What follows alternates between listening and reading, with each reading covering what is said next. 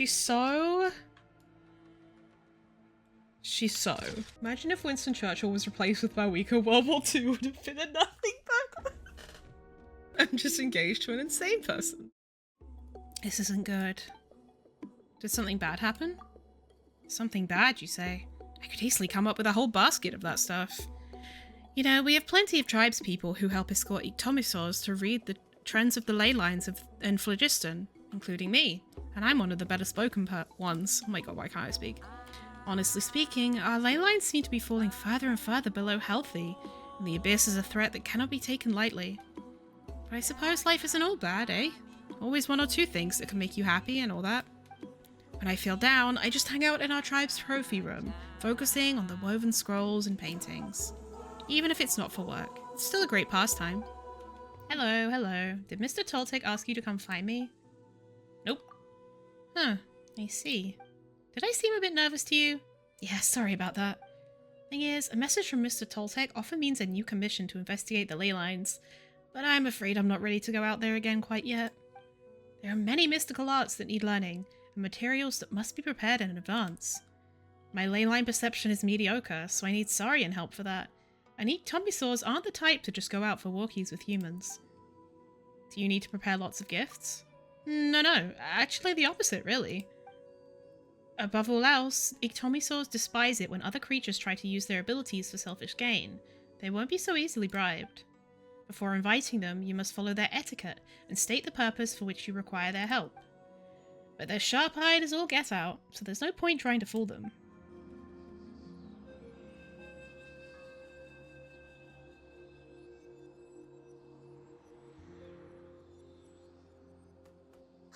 Something's hiding behind that statue!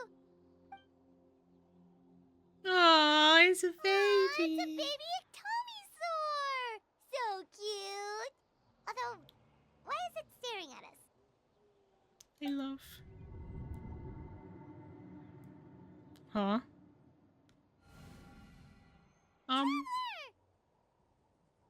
Oh, okay, this is fine.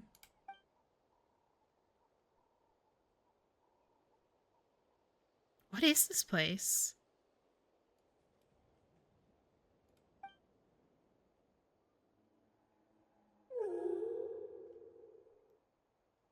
Hello? Who are you? Oh, okay, that answers that question. Bye!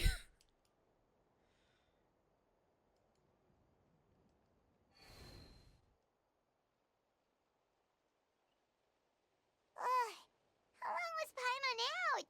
Oh, Paimon was out too this With that time. baby Ictomisaur for like a second, and then she was suddenly pulled into this strange place with a huge Ictomisaur. Oh, shit. Yeah, same here. Any idea what happened? Traveler? Hey, what's wrong? It's over there. Look, it's that baby Ictomisaur. Seems like it wants us to follow it. Paimon's adventurous side says we have to see where this leads. I'm in. Let's go. Calling from the Masters of the Nightwind. Oh, okay. Wonder if we're allowed in here. Oh, the door opened all by itself. Taking that as a yes. Aw, the Ictomisaur from earlier. It's really here. That's the one who summoned us. Then let's go introduce ourselves. Hello there.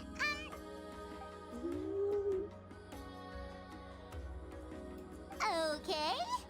Probably doesn't understand what we're saying. Doesn't look like any cogs are turning in there.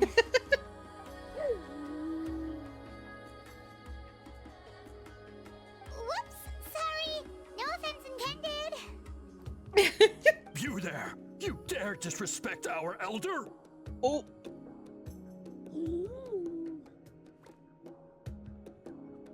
Oh, you mean... Oh, I see. Sorry, my mistake. Apparently you are here by invitation.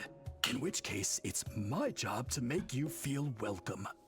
Some introductions are in order. I am Koholam, one of the priests of our tribe. Hello. And this is our Iktomisor elder, the great Tlapokpok Tatel, a living totem among the masters of the Nightwind. That poor VA. Oh, that's quite a tongue twister. In truth, we usually go with Elder Tlapo for short. You're welcome to do the same. We were invited here in a very unusual way. Ah, I assume you're referring to our elder's special ability. Elder Tlapo has been alive for many centuries and harbors secrets that even we priests are at a loss to explain. So your reaction is entirely natural. But one thing I can say for sure is that Elder Tlapo has appointed the two of you to an extremely important task. For this reason, I would like to ask you to undergo a test. What sort of task? And what kind of test? If it's all right with you, I'll take you to see our chief. He's in a much better position to answer your questions. Okay. Okay, sure. Very well. Then please follow me. You can use this scroll to go directly to the obsidian altar, where the chief is. Don't worry, it's just one of the many mystical abilities of our tribe. Okay.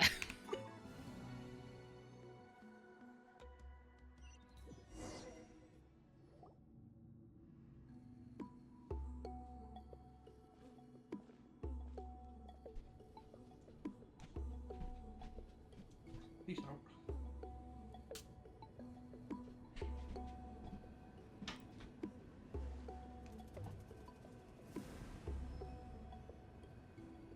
Pretty fire. Whoa. Whoa, what was that just now? One of fire. the routine duties of a priest. We attempt to contact the spirits of our ancestors to seek epiphanies and revelations. The chief is just over there. Please wait here while I have a word with him. I'll just be a moment. Okay. Well, the Masters of the Nightwind are definitely living up to their reputation as the mysterious ones. Indeed.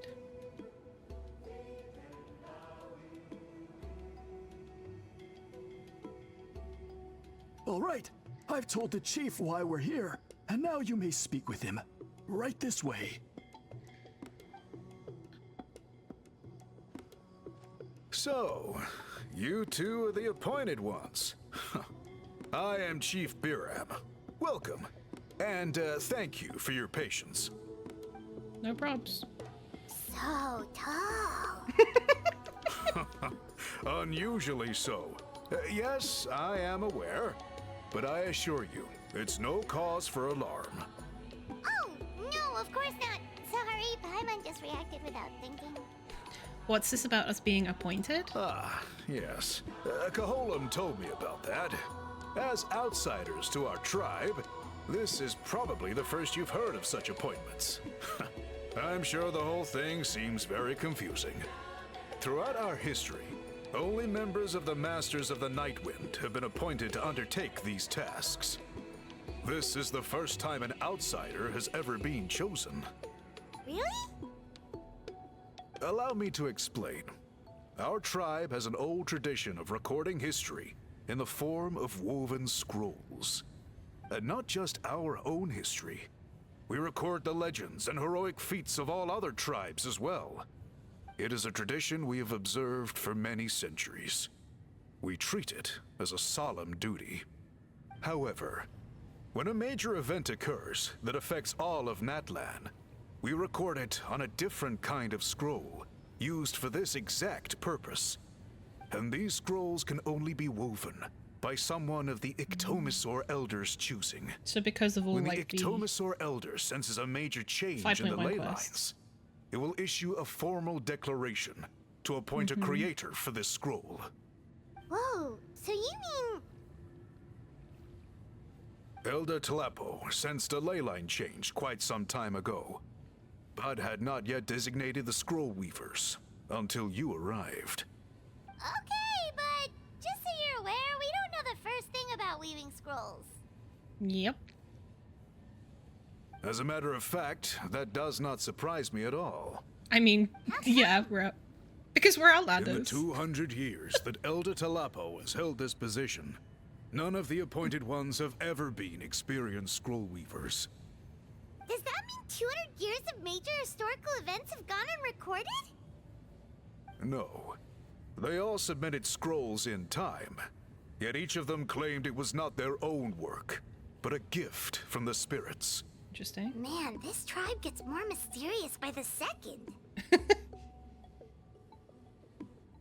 Yes, well, that is the part that troubles me.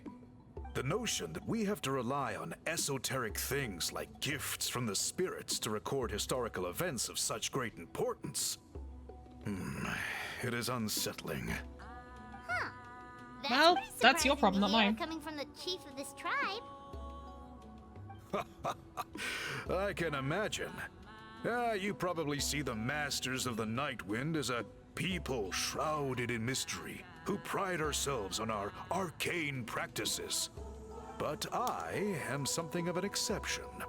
I may be the chief, but when it comes to our traditions, I'm in fact a proponent of change and reform. We love to see it. I have dedicated my energies to deciphering the many mysteries of our tribe. In doing so, I hope to establish clearer rules that will help sustain our traditions in the future. Wow, that sounds great!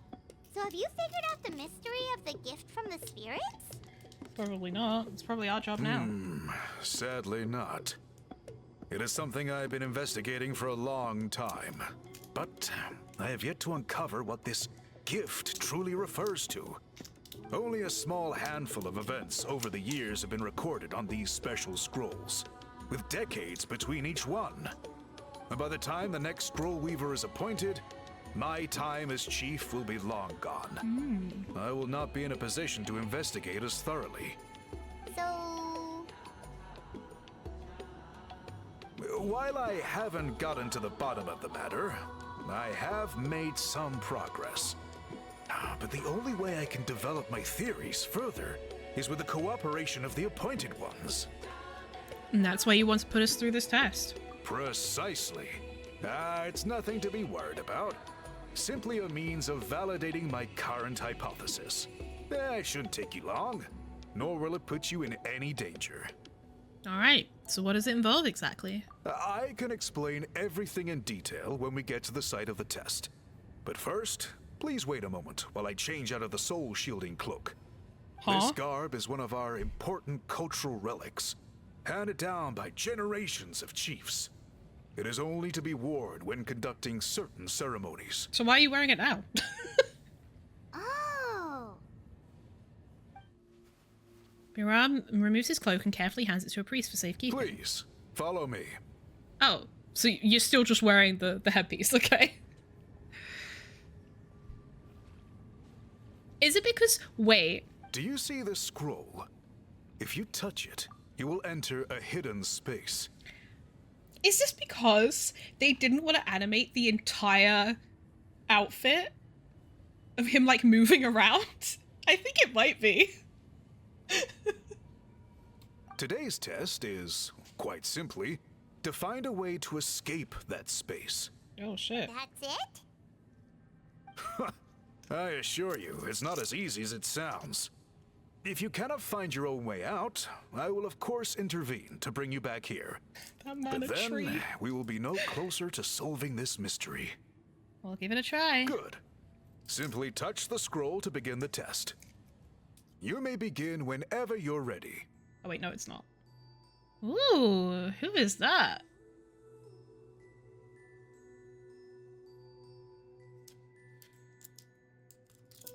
Whoa, we really did get teleported. Well, where's the way out? It seems like this place is completely sealed off. Doesn't look like there's an exit anywhere. Let's take a look around and see what we can find. The scroll has purposely been hung in the very middle of the ceiling. Whatever it means, it must be significant. There's some sort of a machine here, probably used for weaving. Weaving the threads of fate. A large pile of woven scrolls. A thick layer of dust indicates that they've been here for a long time.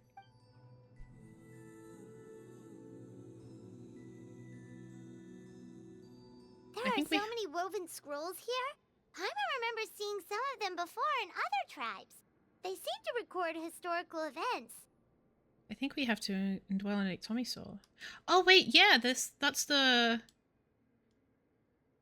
abyssal dragon from the mural in that place. This is yeah, this is like in the ruins where it's showing like is it Wahakalhoon Ubakan and I think either Cha'ak or Shubalanke? And then this is another mural that we've seen, but I forget. This one really stands out from the rest. For starters, it's the biggest of them all. Wonder what story it tells.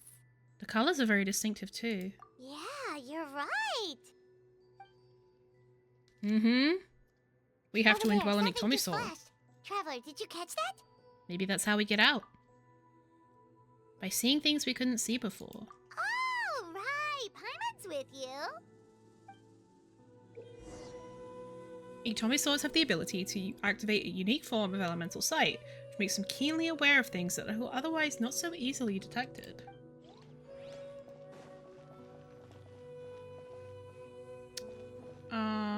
So where's... Oh.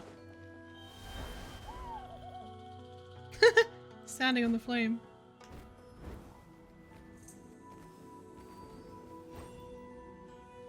What? Huh? Oh, wait. Observe. Aha! There is something hiding here. Yep, this looks like our ticket out of this place. Nice. Damn, precious chest.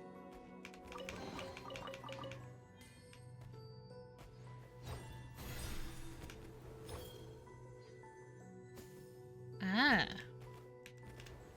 Leave. Whew, we finally made it out. It is just as I thought. You are indeed capable of undertaking this mission. Did this prove your theory? Yes. You saw many distinctive-looking scrolls there, didn't you? Sure did. This specific kind of scroll was left to us by our ancestors. Upon investigation, I discovered what sets it apart is the use of a color not featured in ordinary scrolls. It is a most mysterious color that most people cannot even detect. Now, I myself had to employ special techniques to confirm its existence. Yet there are those who are born with a natural ability to perceive it. And that is why I wanted to test you. Interesting. You mean... That space you just entered was an exhibition room for storing this variety of woven scrolls. Centuries ago, a great shaman by the name of Huitzilin put in place a security measure so that anyone who entered the room without permission will become trapped inside. It exists to this day, and although I have not managed to decipher how it works, I have at least found out how to turn it on and off. Once someone is trapped inside, it is all but impossible for them to escape without outside help, unless they share the great shaman's ability to perceive that strange color. I did see a certain color in there. Clearly, you must have this ability, which leads me to believe that our Ectomisaur Elder can sense this ability in people, and that it appoints a scroll weaver on this basis. Another secret power? Traveler, you are full of mysteries. Still, having this ability doesn't change the fact that neither of us know where to start with weaving a scroll. Don't worry about that. The method for weaving this kind of scroll appears to be largely the same as for an ordinary scroll. The main difference is in the dye that gives it its unique color. If my suspicions are correct, this dye is the key to weaving the scroll, and your special ability is the key to obtaining it. The Okay. dyeing process is also a little different from the norm, but I don't anticipate any major issues there. As long as you two can source the dye itself, I can assist with the application. Cool, we'll follow your lead. Great! Then please use your abilities to source the necessary ingredients. And in the meantime, I will have someone prepare some fabric for test dyeing. We'll make a few sample pieces to test out my hypothesis. And if that goes well, we can begin the scroll in earnest. If you agree to help, you can expect to be handsomely rewarded once this is all over. So, what are your thoughts? I think with the ability to help comes the responsibility to do so. Agreed, especially if there's a reward in it. What is the reward, by the way? Is it food? Paimon hopes it's food. Given the stakes involved for our tribe, I was thinking a substantial sum of mora would be appropriate. Surely that would be preferable to just a free meal. You don't know Paimon. Mora works too. Anyway, how do we go about finding these ingredients? Are we supposed to just keep walking around Natlan until we stumble across them? Thankfully not. I've already identified a location where I suspect they may be found. And I've arranged for someone to guide you there. Your guide is waiting just outside. You can set off at your leisure. Okay, Act 1 complete. I take it you're the ones appointed by Elder Talapo? Yep, and you are... Call me Toltec. The chief asked me to be your guide for the day. His messengers already filled me in on the situation, so just follow me. Okay. Act 2, Legendary Color. So the guide is somewhere in this cave, huh? This is as far as I can take you. Only the appointed ones may proceed from here. I've literally why's been here that? through before. Kind of a long story. Apparently, there's a certain fruit that grows in this cave, the juice of which can be processed to make an excellent dye. Many years ago, our ancestors set out to make a series of ambitious works of graffiti art. They selected this cave to make them in, presumably due to the availability of the dye. However, they didn't want anyone to see their work before it was completed, and so they sealed off the entrance to control access. Okay. To bypass the seal, you have to have mastered the art of color perception, or something like that. I've done all of the puzzles. Haven't we been in here before, though? Yeah. Yeah, but don't forget we're the chosen ones. The strange thing is, our ancestors never removed the seal, even after they finished the graffiti art. Since it was sealed off, the only person who's been inside is the great shaman, Citlali, and that was 200 years ago. According to her, the artwork tells the story of a hero by the name of Kuntur. But I digress. Sorry, I'm a big fan of graffiti artwork. Once I get talking, I can go on for hours. So you're sure you don't want to come with us? I'll pass. I tried to get in once, but the seal blocked my way. I tried getting my Iktomi to clear it with its powers, but even that didn't work. I guess it's supposed to be a test left there by our ancestors. If you don't pass the test, you're not worthy of viewing their works of art. I think this is Patrick Seitz, who voices Enjo and also voices Mama in AI.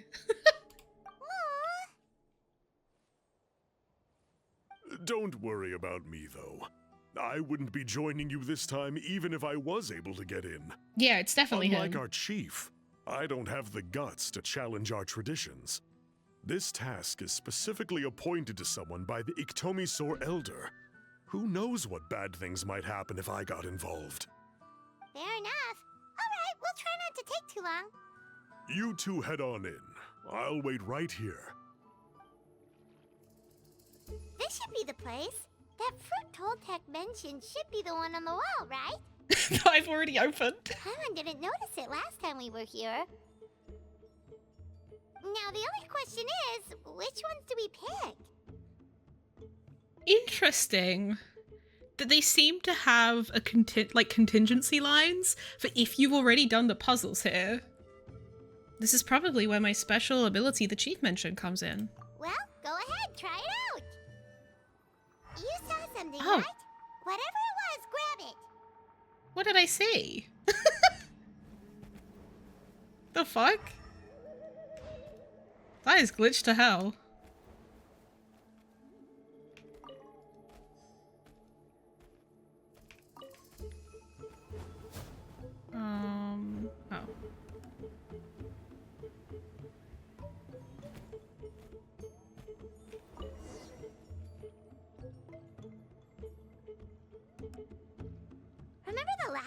came here, we found all of the artwork throughout the cave. These guys' ancestors created a real masterpiece. They probably use the same stuff for their paint as we're using for the dye, right? Maybe we'll create a masterpiece of our own. Then we better get started. Yep, let's head back and meet up with Toltec. We're back, and we found the ingredients for the dye. Sounds like you made it through the seal then. Our Iktomisaur Elder was right about you. It's getting late. Follow me. I'll take us back. Toltec has updated me on your progress. Well done. I appreciate your efforts. Sure thing. Here's the stuff for the dye. Okay. Dye samples made from a special fruit found deep within a cave. They seem to be the key to making that type of woven scroll. I see. Yes. This is certainly a very different substance from typical dyes. Okay, now let's try our hand at making some samples. The fabric is ready for testing. Got it. Please come with me. Take a look at this. It's a woven scroll made by one of our ancestors. Ah, this is the kind of thing we're trying to make. Just notice his hilly chills on it. Ooh. The person depicted is the legendary shaman, Citlali. She lived 200 years ago and was once appointed by the Iktomisaur Elder, like yourselves. Citlali is 200 years old. I wonder if she's a descendant of this person. She was especially skilled in the art of color manipulation, and of course completed her task with flying colors. This scroll is a record of her deeds, and was most likely the work of her own hand. The quality is simply breathtaking, even compared to other scrolls of this variety. Sadly, since she passed away, all of our Iktomisaur Elder's subsequent appointees have had to rely on the gift from the spirits to complete their work. But now you're about to revive an older tradition. That's a good way of putting it. My only quibble with your phrasing would be, it's not just me, but us. Now Paimon's getting excited. He's so massive. Bring out the samples. Please. An assistant presents the samples for test dyeing. Now, as I mentioned, the dyeing process is a little complicated, but I am confident you will manage. Just make sure to follow my instructions carefully. Will do. Let's get started. The pattern has already been sketched out on the sample, so you just need to dye each block with the correct color. But you'll need to wait for the dye to fully soak in between each step to make sure the colors don't run. Dye the fabric as instructed.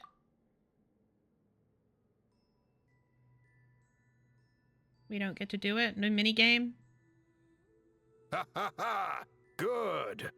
The dye has taken to the fabric, and the pattern is crisp and clear. Next, apply all the remaining dye, and we should see that elusive signature color emerge. Okay, final step. Apply the remaining dye.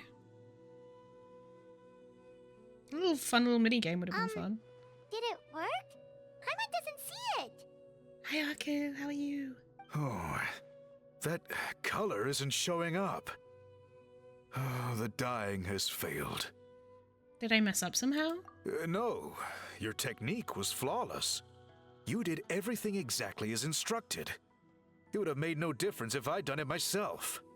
Then what went wrong? It could be the weaving technique, or maybe the dye has to be applied in a different way.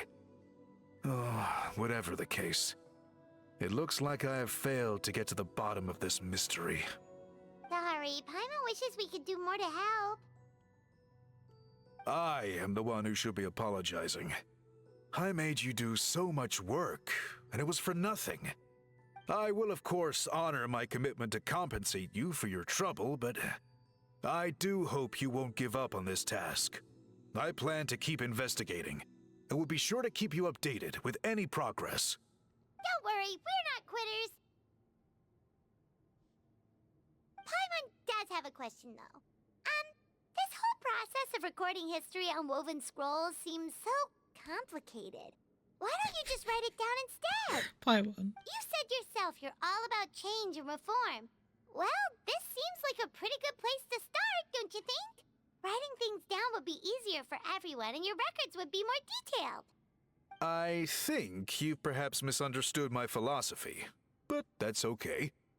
I can answer your question, but there's somewhere I need to show you first. Okay. Sure. Whoa, the way he just spawned in was wild. Oh wait, there's a Pyroculus up the top there. Maybe that's the one I couldn't find. Cool. Look at this view. What do you think? It's pretty lit. It's gorgeous! Now, try looking a little further. Whoa, that graffiti! In all the years since the founding of our tribe, those colors have been with us every step of the way. It is true that I seek to bring new life to this ancient tribe through change and reform. But I also understand there are certain foundational things that we cannot afford to throw away. The foremost of these is the way we record our history. Oh, that makes sense. Since the very beginnings, our tribe has always sought to bring color to history. And I have a deep sense that this is one part of our heritage that we should not give up. So, whatever it takes, I must find a way for us to continue producing our traditional woven scrolls. You're completely right. Paimon's sorry for what she said earlier. It was out of line.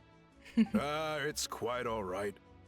I'm just grateful you're able to understand where I'm coming from. We're committed to helping you solve this. Then let us hope that when we next meet, we succeed in reviving this tradition. To complete. Let's go. Huh? What are the Fatui doing here? Chillin'. That's a little concerning. Let's go over there and see what they're up to. Also, how did they get this close to a tribal settlement? I mean, considering what the captain did for Natlan. Huh. All the Fatui left in Yeah. Natlan are probably the captain's subordinates. That basically makes them followers of one of Natlan's heroes. And a lot of them helped Still, out. Once a Fatus, always a Fatus. Something Paimon. seems off seeing them here. Let's go check it out. Truth of the Battle of Seven Colors. Paimon and the Traveler vacillate between, okay, the Fatui are decent allies to have, and like, oh, the Fatui. Like, they seem to like just switch between it so abruptly. It feels like not great storytelling because there never seems to be any nuance, you know? What are you guys doing here? My God, Paimon. Following orders. If you have a problem, take it up with our employer. Hey, what's with the attitude? Can the Fatui even work for a private employer? This is Grudok. I hired him to be my bodyguard in Natlan. As you can see, he's not the sociable type. I'm sorry for any offense. My original plan was to hire someone from the local tribes, but a priest recommended Grudok and his squad.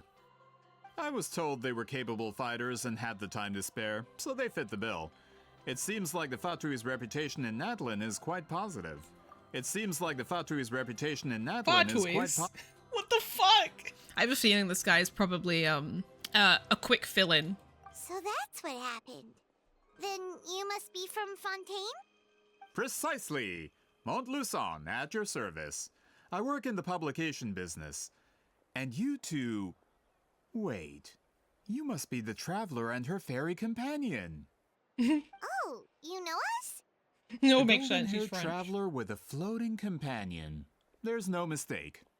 Your exploits in Fontaine have all the makings of a best-selling series. I'd be a failure of a book merchant if I couldn't recognize you. Wow, we're really famous at this point, Traveler.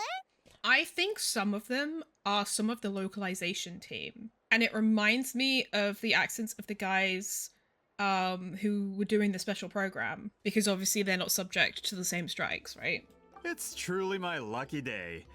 I know this is sudden, but I was actually looking for you two. You see, I have a favor to ask. So, you chased us all the way to Natlan? That's a little creepy. You'll be generously rewarded, I promise you. Well, at least he got straight to the point. Should we hear what he has to say? Something tells me we can't escape this one. Alright, we'll hear your request. You know the great shaman Citlali, right? I need her help with something.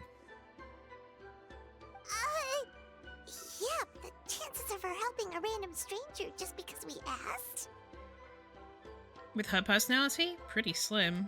Yeah, Citlali really doesn't like dealing with strangers. I heard about that from other members of her tribe. But they told me if one person could convince her, it would be the golden-haired traveler. If you manage it, I'll even double your pay. Why do you need her help? Oh yeah, we should definitely get to the bottom of that first. It's kind of a long story, and there's tribal history involved, so you should hear it from an expert. Alie, if you could. Of course. I don't often have an eager audience for this kind of thing. Nice to meet you. The name's Alie. I'm a researcher from the Fontaine Research Institute. Fontaine. Unlike most researchers, I have a keen interest in ancient ruins. That's why I was invited to join Monsieur Montluçon's team. Have you heard of the legend of the great shaman Citlali? It sounds familiar. Yes. According to local records, she was a color mystic who lived over 200 years ago, and the most adept in her tribe at using that particular technique. Out of all of her exploits, her most celebrated is the Battle of Seven Colors. According to legend, the battle was triggered by an abyss invasion, one of the most brutal in Natlan's history, even from a greater historical perspective. Amazingly, Natlan was able to turn the tide despite being at an extreme disadvantage. The key to victory was none other than a color Citlali created on the battlefield. The color was extraordinary, illusory in appearance while also seeming to possess physical form. Going back to has it Ash's that magenta isn't Citlali real used thing. the color to construct a magnificent maze on the battlefield and trap all the enemies inside.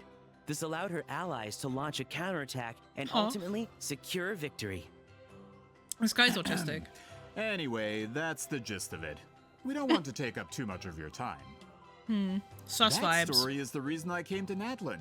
I often publish books about the history of other nations. They always end up faring well on the market. When I heard this story for the first time, I wanted to include it in my next collection, but historical records about Natlan aren't very detailed.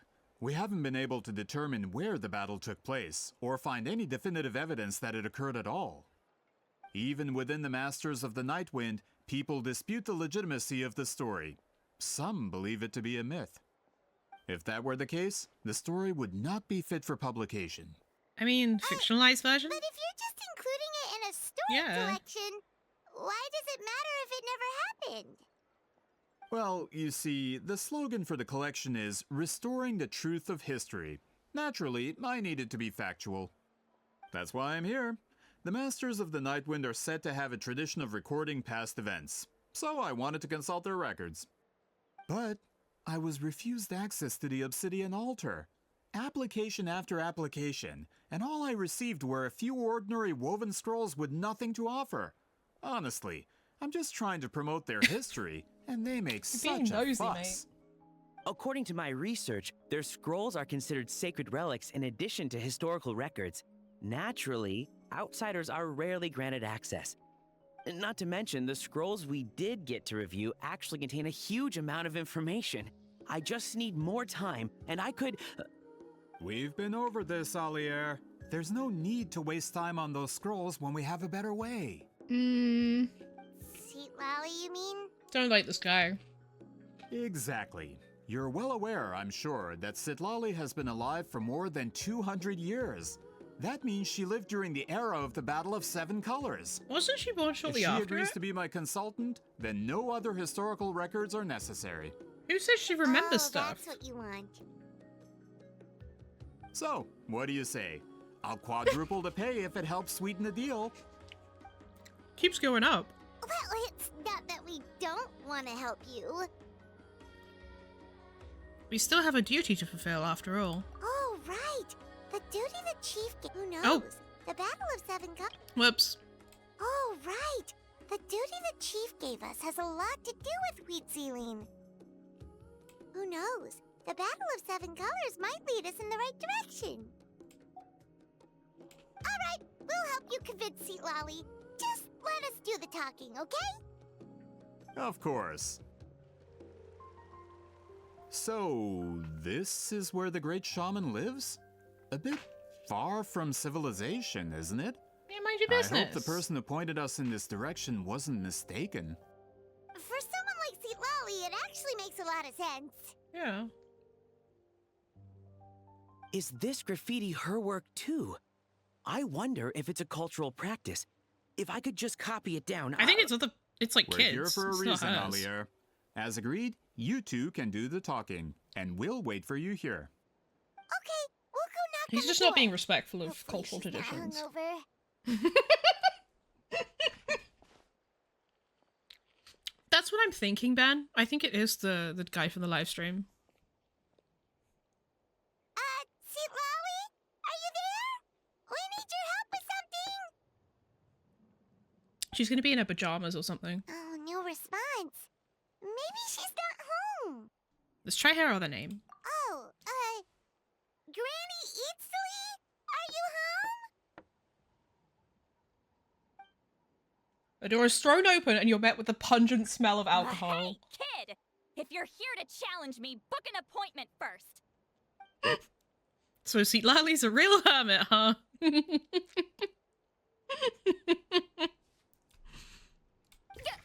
Traveler!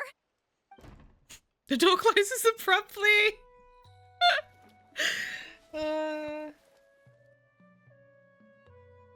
Looks like we came at a bad time.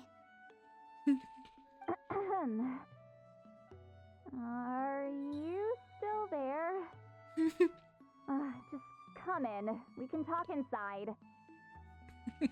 Well, at least we didn't get turned away. A great shaman who has lived for hundreds of years. If she agrees to help us, there are so many things we could research. Alier, as the provider of your research funding, I suggest you focus on our current mission. It's very important to me. Sorry, maybe if we get a chance in the future, then... We'll cross that bridge when we come to it. Huh. So this is where Citlali lives. I, didn't have time to fully clean up the place. Complain if you want. Menial housework means nothing to a great shaman like That's gonna be my myself. new excuse. Besides, in light novels, people who keep everything neat and tidy are always too boring to be the protagonists. Also, I'm not a hermit. I'm just above superficial rules of societal etiquette.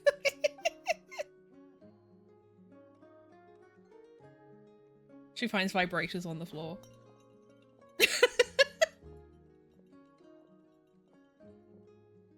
She sure does care a lot about what we think of her.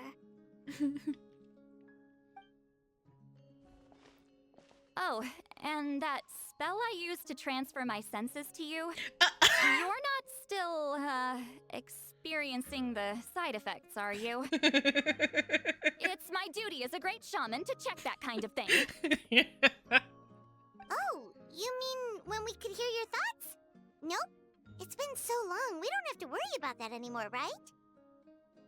Then why do I hear the traveler's thoughts in my head? Oh. What? Oh, she heard me call her a hermit. That bothers her?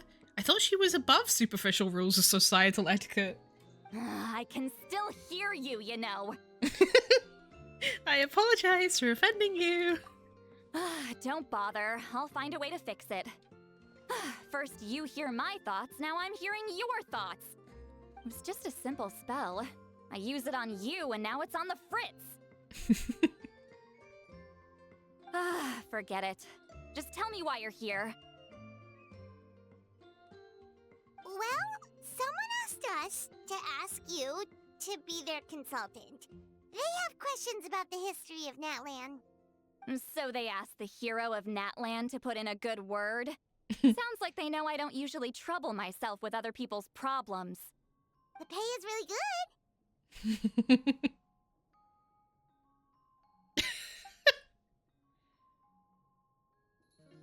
Doesn't matter. I'm busy.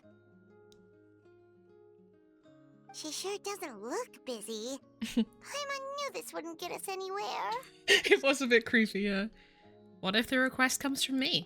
From you? Yeah, we were given a sacred duty to help your tribe weave a special scroll. Huh? So, you're the appointed ones this time? We were surprised too. After all, we have no idea how to weave a scroll like that. But with Chef Biram's help, we were able to make some progress. Yeah. We still haven't succeeded, but we learned that the key to weaving the scroll is a special kind of color. The historical event those men want to ask about also involves color. If you help them, you might end up helping us too.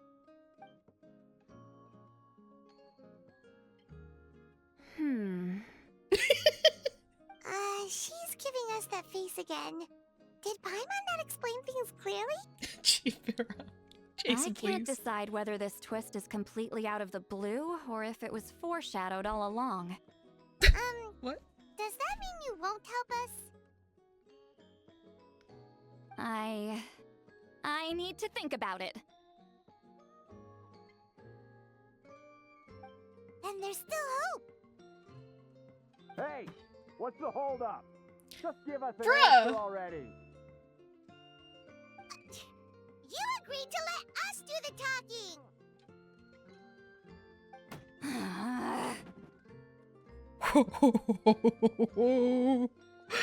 Citlali. Oh, she's gonna kill him. Citlali suddenly walks out and you rush after her. Starting to believe autism is learned behavior in Aurora's case. Stand down, Grudok. As your employer, if I tell you to wait, then you wait. Understood. Why did he act out? You're the great shaman who's been alive for centuries? But you're so... Apologies for the disturbance. Grudok is a recent hire, so difficult to restrain sometimes. You're lucky you didn't force Citlali's I hand. feel like maybe the other guy was the one who's impatient and he just got screwed up to do his dirty work. Do you have any idea who I am? Did you think Granny Eatsley would be fooled by your little performance? Yep. Yep. I have no intention of speaking to you. Your recent hire interrupted me right as I was about to make an important decision. Pull a trick like that again, and I'll make your lives a living horror novel, except 10 times worse. That's all I came out here to say. Whoa. Traveler, we have a discussion to finish. You live up to your name, Granny Itztli. I apologize for the offense. I'm just surprised the Battle of Seven Colors didn't pique your interest. You're investigating the Battle of Seven Colors? Didn't we say that? Ah, the Traveler didn't get to that part? No, you interrupted us. Yes, I thought the Traveler could help me convince you. But, if I'm not mistaken, you have a personal interest in this matter, don't you? I heard that the great shaman Huitzilin was a friend of yours. You two must have been close.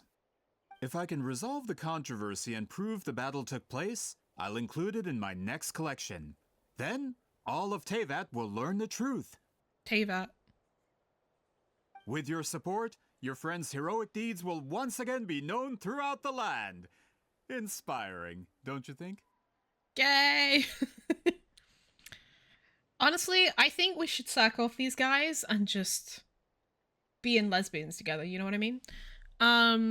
You'll be helping me fulfill my duty. If this is really about that duty, then... fine. I'll help you. I'm honored. Save it. I agreed to help the Traveler, not you. You'll just have to leech what you can. Well, at least she agreed to help. Looks like my friendship with Citlali came in handy after all. I never took her to be the heartless type anyway.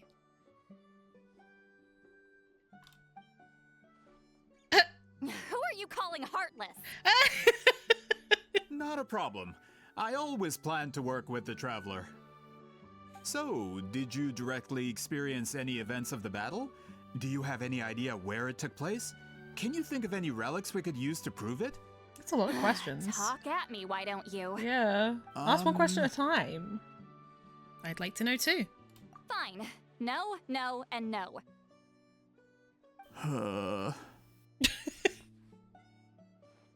I did live during the same era as her, but that doesn't mean we experienced the same events. I've lived a long time, but I'm not a walking encyclopedia. You decide the angle of your investigation, and I'll provide answers if I'm familiar with the subject. All right. Even if you didn't witness the battle yourself, you still lived through that era. Your insights are very valuable. She would have been very young when the Alier, battle took place, you though, had right? an idea about where to start, yes? Oh, well, my plan was to consult the members of the tribe in charge of recording history. Then, let's start there. Traveler, what do you say to officially working together? After all, it appears I can only get Miss Citlali's help through you. Sounds good.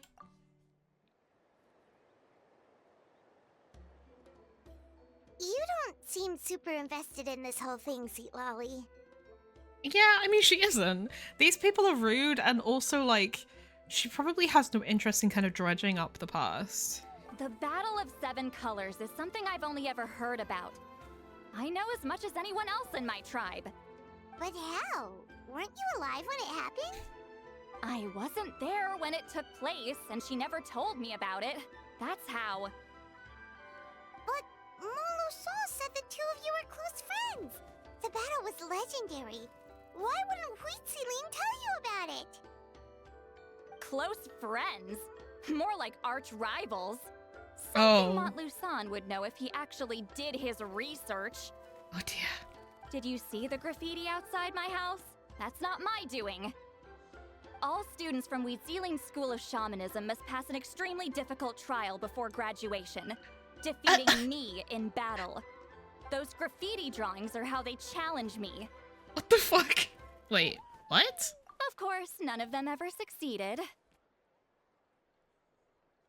So, after Huitziling's death, her students had no choice but to modify the requirement. Instead of defeating me, all they have to do now is last long enough. Yo. Yeah, that sounds like a necessary change. As my rival, Huitziling only had one achievement that surpassed my own.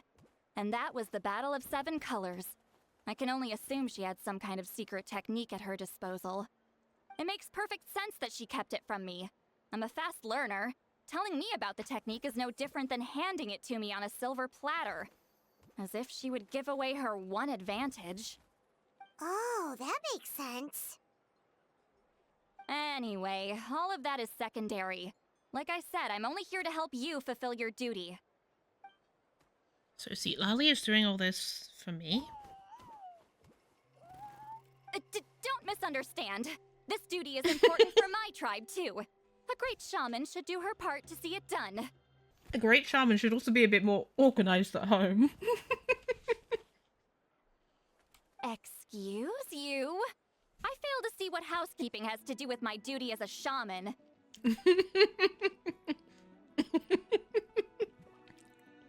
Why is it that you're the one whose thoughts are exposed, but I'm still the one suffering? I need to get to the bottom of this. Excuse me, great shaman, but we have a situation over here. We could really use your help.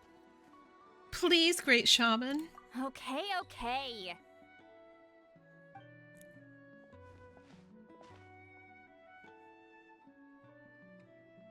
Of course the Battle of Seven Colors happened. The woven scroll proves it. Citlali used a mysterious color to construct a maze and trap the enemies inside. That's just your interpretation. There's more than one way to understand that scroll. Besides, constructing a maze out of color is ridiculous. Citlali was one of the most powerful shamans of her time. She definitely could have pulled it off. That's the biggest problem. She had students. Why not pass it down? A technique that powerful? And no shaman since has ever used it? Her students are keeping it a secret, of course. If you knew a technique like that, you'd be a fool to show it to just anyone.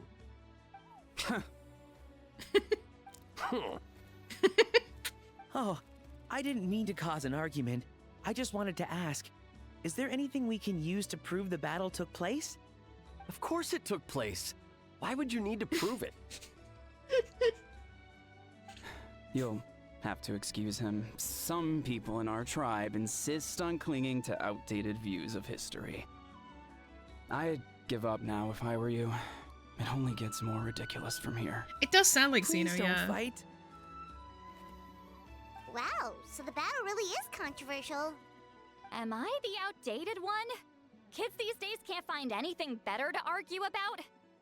These arguments are precisely why I hesitate to include this story in my collection. Neither side was able to offer anything useful. What should we do? Go home. Citlali is a master edger. Citlali was a passionate teacher. We were opposites in that sense. The technique she used in the battle must have been her masterpiece. There's every reason to pass it on. Still, if the technique is powerful enough to single-handedly stop an invasion, it also makes sense that her disciples would keep it a secret. We should check with the students from her school. If we can confirm the technique exists, we can deduce certain things about the battle.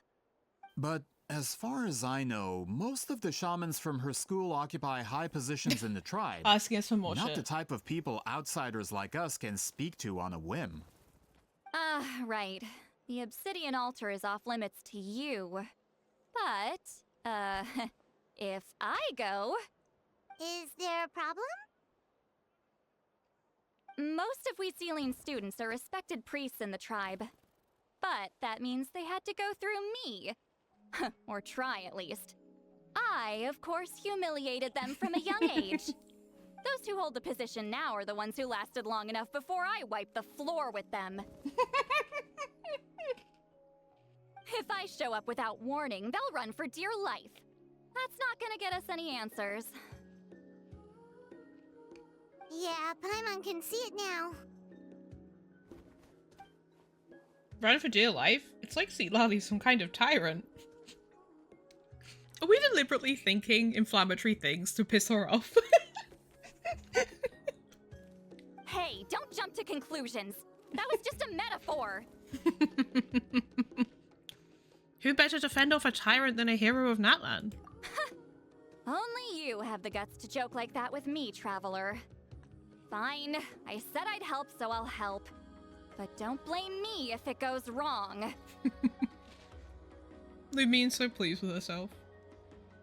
Alright, the rest of you can wait for us here. We appreciate the help.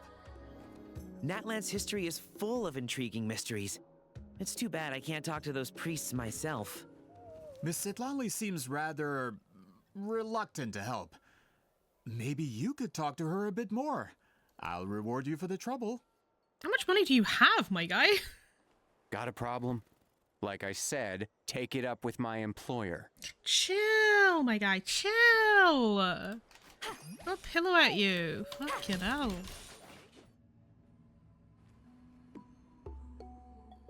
Oh, are you in the middle of a ceremony? Just interrupts.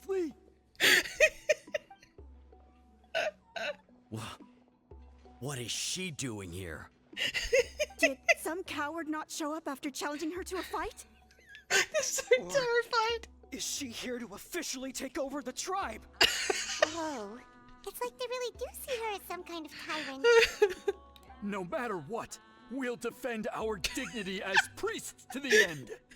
Ugh, you talk a big game for someone who lost to me the most out of the entire priesthood. What? All I want is to ask some questions. So, you're here to interrogate us? Someone didn't sit pretty for their beating? Is that it? You want their name, don't you?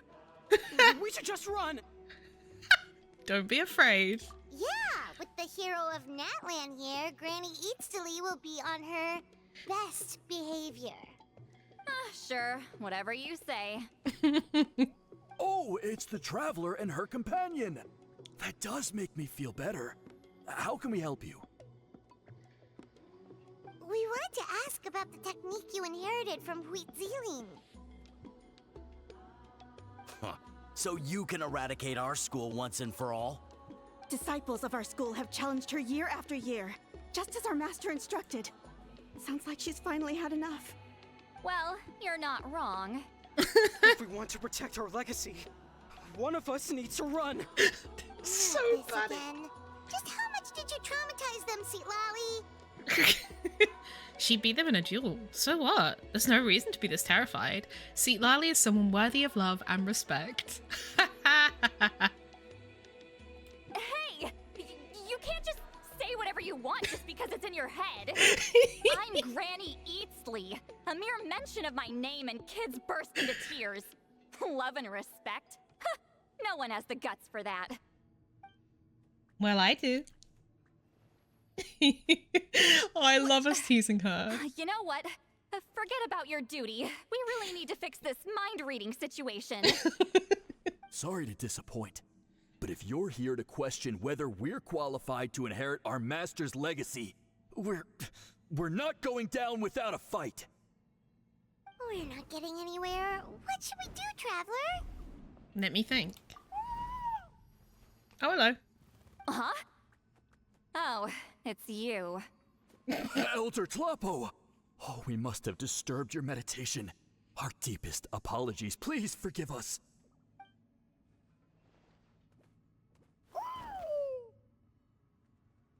Did Elder Tlapo just issue a declaration? From what I can tell, in a single word, the message was... friend? Is Elder Tlapo telling us to treat Granny Citlali as a friend? That's not possible, is it? Oh, you forget yourselves, my friends. You are esteemed priests of our tribe. Where are your manners?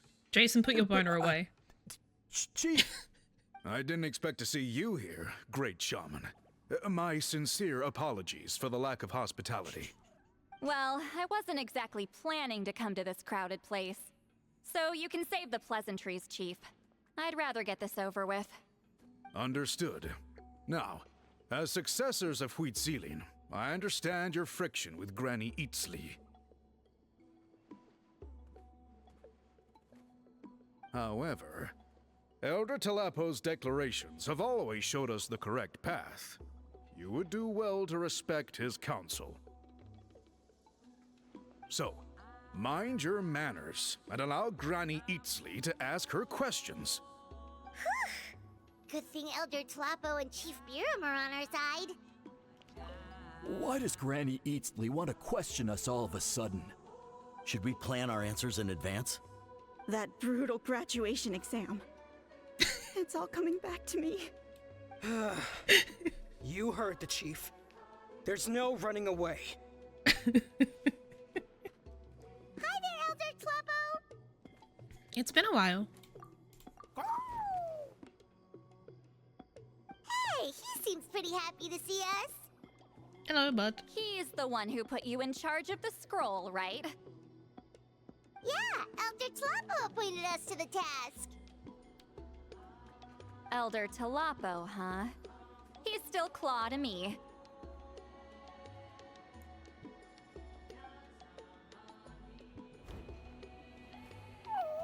Oh, that's so cute. cutesy stuff with me. You're an Iktomisaur elder now. You occupy an eminent and important position within the tribe. Aww. So, Once you a already baby, know always each a other? baby. Claw was only this big when we first met. He was Wheatzilian's Saurian companion back then. She kept dragging him to my place, so over time, we got to know each other. I bet Tlapo knows the technique. Sounds like you and Wheatzilian were close. She only came to my place to fight me. But at the same time, she always claimed to be my friend. She was the only one who dared to try, at least. Well, you've lived a long time. You've probably made a bunch of friends over the years, right? No. The more time you have, the more friends you lose. Oh, that's real. People die. Anyway, let's get back to business. I hate talking about the past.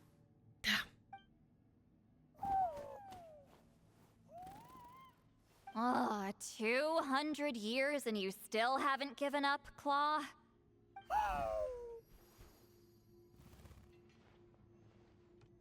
I still haven't made up my mind, so you should head back. Traveler, Paimon, let's go. Hey there, Chief Biram. Hello, Biram. Oh, wait. We haven't reached out since the last time we failed the task, huh? I'm just grateful you haven't forgotten that duty. Actually, we have good news. We found another clue. I'm all ears. It's the Battle of Get Seven it? 'Cause Colors. Wheatzilian's claim to fame? That sounds promising. But the battle took place hundreds of years ago. An investigation is bound to be difficult. True, but Granny Eatstily promised to help. Is that so? Huh. I've tried seeking her help in the past, but I never managed to coax her out. You should cherish this opportunity. Hey, don't complain. None of the previous chiefs succeeded either. Forgive me. That wasn't my intention. It was a comment on my own failings. Paimon said you've been trying to figure out how to weave the special scroll. It is my duty, great shaman. Why bother? The scrolls always end up completed on time. So what's the point of figuring it out for yourself? If I may, this task concerns the history of Natlan as a whole. And in many ways, history is the memory of a people. Memory is sacred to our tribe. I'm sure a great shaman understands that better than a humble junior like myself. Something this important cannot be left to baseless rumors. I know you don't concern yourself with the daily affairs of the tribe, Granny Eatstily. Even so, as a priestess, I trust you wouldn't leave something like that to chance. I get your point. Something on your mind, Citlali? Of course. The one time I wish you could read my mind, it doesn't work. The chief referred to himself as a humble junior. Maybe Citlali's worried she looks old? No, that's not it. Huh? It's not important. Rest assured, Biram, with my help, the Traveler and Paimon will definitely be able to complete the task. You have my thanks, then.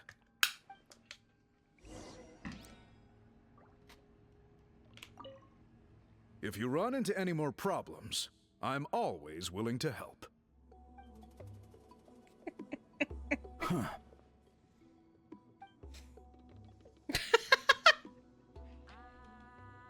They're such pussies, so are you bro. here to test whether we're qualified to inherit Master Wheatzilian's legacy?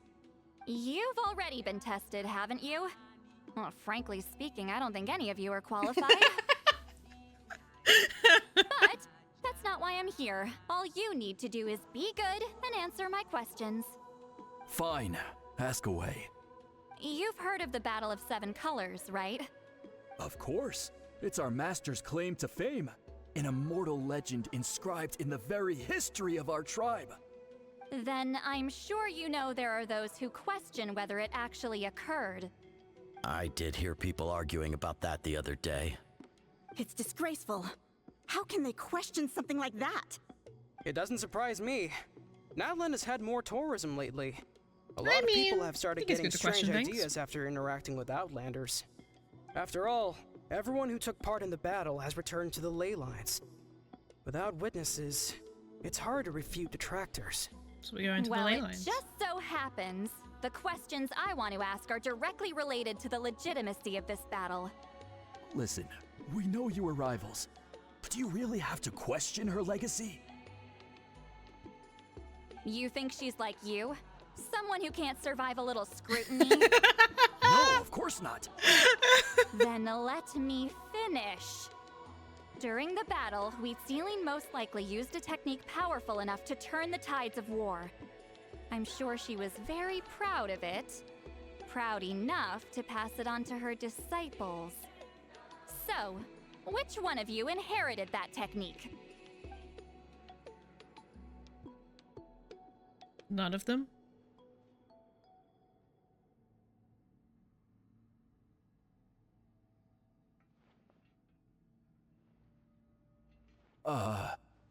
I don't think any of us have heard of it. Listen, I'm not trying to take it for myself, so be honest. With or without it, I can wipe the floor with any of you. Yeah, no objections there. But I'm telling the truth. None of us have ever heard of that technique. What's wrong with her? Why would she let it go extinct? Master's body of work is massive. No one student could hope to learn all her techniques. Mastering just a few already takes a lot of effort. Master had no choice but to recruit many students, split up what she knew into different portions, and pass it down through various individuals. So even though we see ourselves as representatives of Wheatsealing's school of shamanism, what we know isn't the sum of her legacy. Actually, I know of a shaman family that inherited some of Master's techniques. The family fell on hard times and lost the right to the priesthood. Damn. Still could be worth a shot. But if they inherited Wheatsealing's secret technique, shouldn't the family be thriving? Well, it's the only thing I can think of. All right, give me their address. I'll mark it out on your map. To be honest, I'm not optimistic about the future of this investigation. You're really giving it your all, though. That's because the request came from you. You don't know the power of your own words, do you? She has a crush. I hope Granny Eatsley's satisfied with the information we provided. So, was that an interrogation? He's not sure. That poor coward. I should go find him and convince him to accept his fate. You scared me. I was just about to run some errands. If you have questions, feel free to ask the other priests. They're all such pussies, bro. The enormous Ectomisaurus stands majestically, sometimes glancing over at the flickering flames. You recount everything you learned to Montluçon and the others. Proving the legitimacy of this battle seems more hopeless by the second. Nothing we can do about that. Well, even if our investigation ultimately proves the legend to be false, that's still a worthwhile result. Although I'm here for business purposes, I have a personal interest in this as well. I'm drawn to matters of historical truth. That's exactly why I chose to follow you, Monsieur Montluçon. Listen, I'm just updating you on the situation, not asking for your opinion. I don't really care whether you continue your investigation. And Traveler, you came to me for help with your scroll weaving duty, right? You thought looking into the Battle of Seven Colors could give you answers. That's understandable. But based on our progress, I'd say this is a dead end. Why don't we go see the person we have the address of? Instead of wasting time, you might consider taking a different approach. I'll try to think of another way to help you. Respected Traveler, let's not forget about the compensation I promised. You shall have it in full. Extra, if that's what it takes. I think this investigation could help you too, Citlali. What makes you say that? Because it has to do with Wheatsealing's past. Yeah, based on what you've told us so far, It kinda seems like there's unresolved tension between you two. You think so? She claimed to be your friend, but picked fights with you non-stop, and never told you about her biggest accomplishment. By figuring out the truth behind the battle, maybe we can finally help you get closure. Closure? I'd say we're 200 years too late. But fine, if you want to keep investigating, be my guest. Ah, that's wonderful news. Alright, let's go visit the shaman family. Hello, are you Asia Man? Yep, that's me. Huh? Granny Eastly? Get up! In a crowded market like this, the only person who should be trying to hide is me. My apologies. Ever since my grandfather's generation, the shamans of my family have given up on passing your trial, Granny Eastly. Have we offended you in some other capacity? Man, this is generational trauma at this point. Whenever I misbehaved as a kid, Grandpa would tell me about the thrashing he received from Granny Eastly. I still get nightmares about it sometimes. This lady's a menace. I wonder what Citlali looks like in those nightmares. Hey, don't get any funny ideas. This was your idea, remember? Keep asking your questions. I'm going to find somewhere quiet to wait.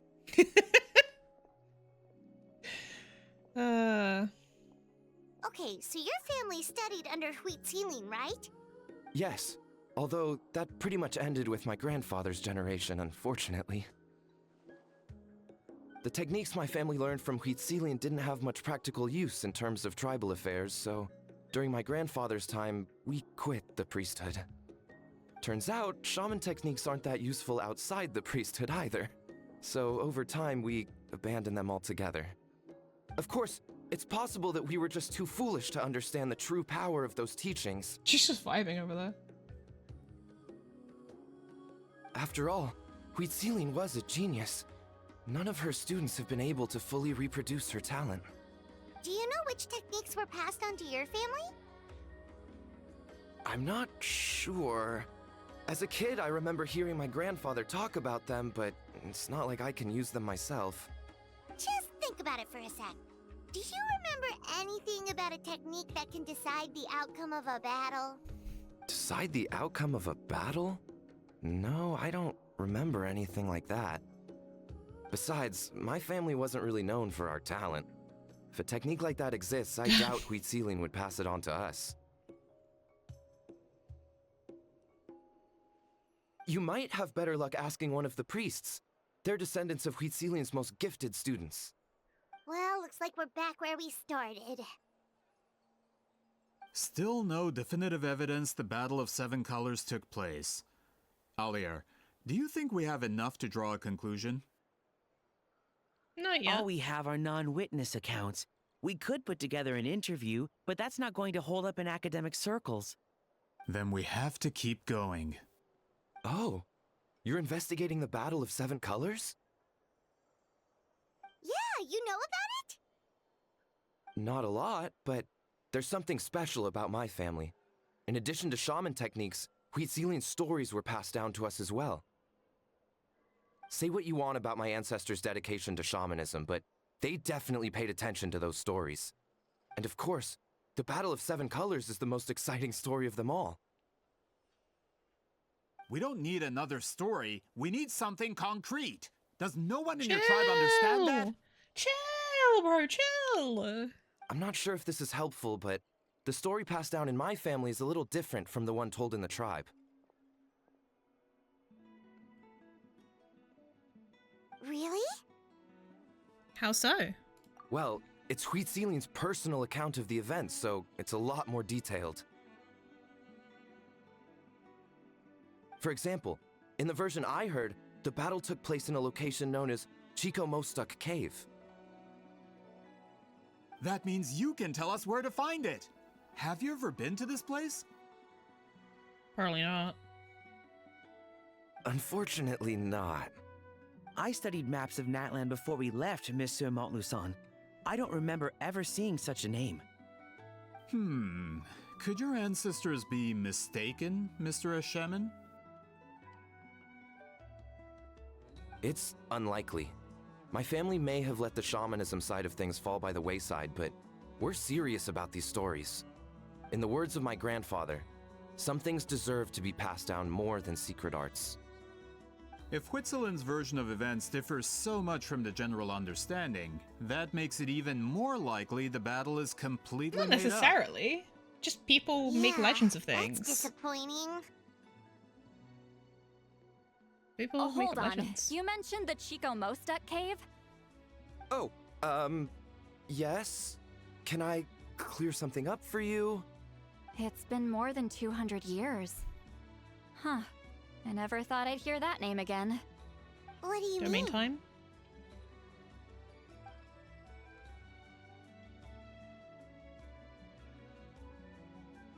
Oh, we're gonna listen to her thoughts. Oh no, sorry, she's gonna listen to our thoughts. That location I know what is I mean. now known as the Valley of Fog. The Chico Mostek cave is what it was called 200 years ago. Precisely when Huitziling was alive. That means, Monsieur Montluçon, we can confirm the original site of the battle.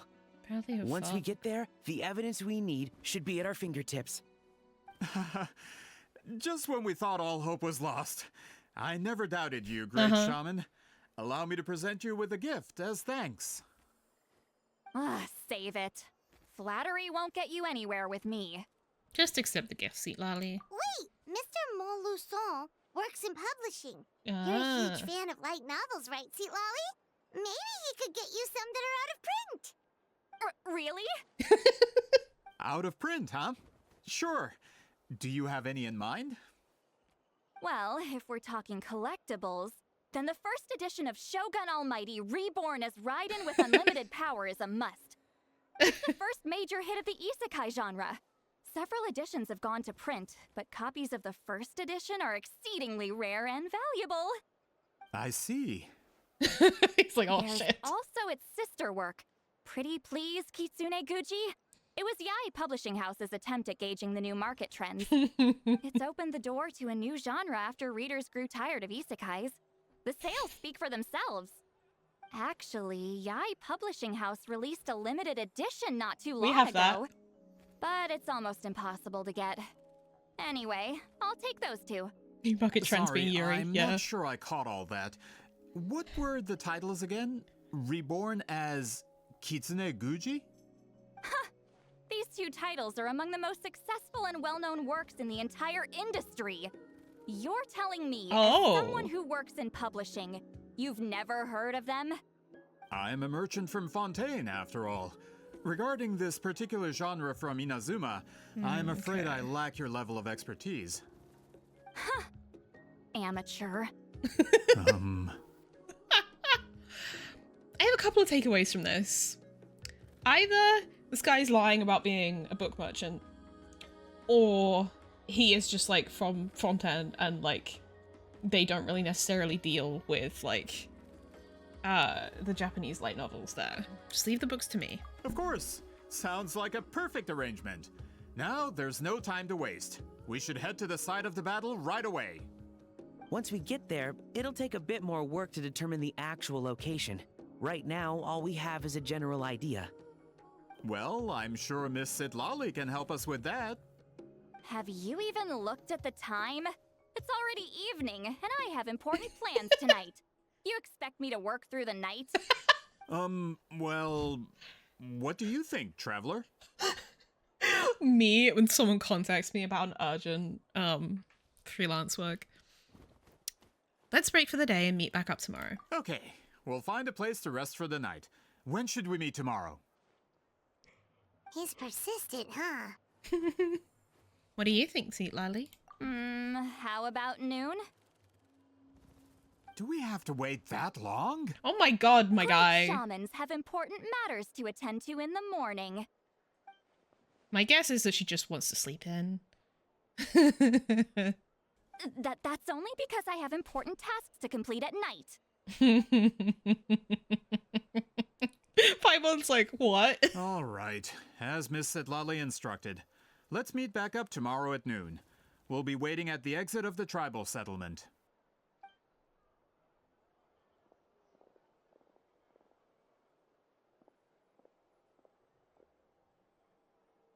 The guy over there just like, bye.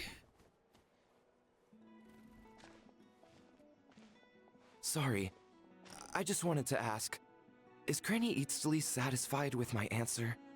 Yeah, of course. You really helped us out. Oh, good.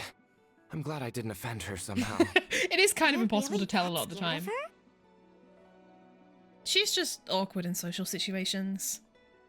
To be honest, Granny Citlali almost never interacts with ordinary tribespeople like us. Everything we know about her comes from rumors. She's a powerful shaman who's lived for over 200 years. As a great hero, you're probably the only one who isn't intimidated by her.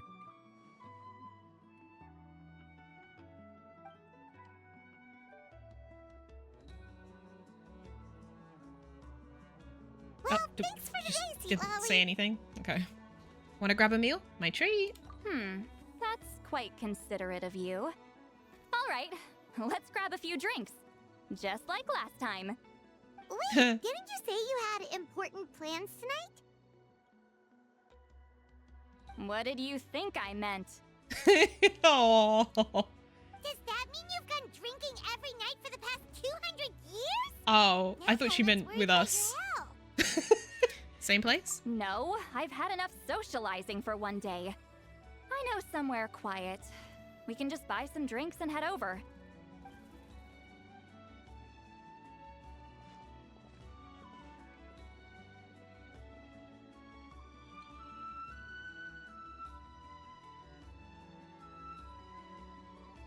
Which will also give us a chance to solve the mind reading issue.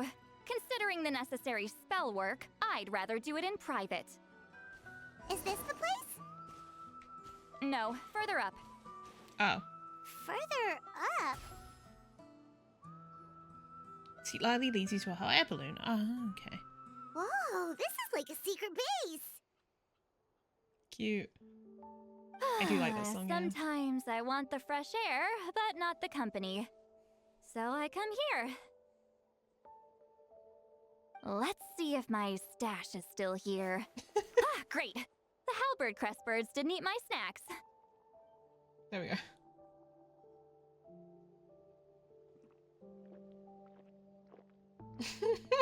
Jesus Christ. Now for the mind reading issue. Give me your hand. Just like last time? I won't. It might take a little longer, actually. I just need to share my senses, make a clean break.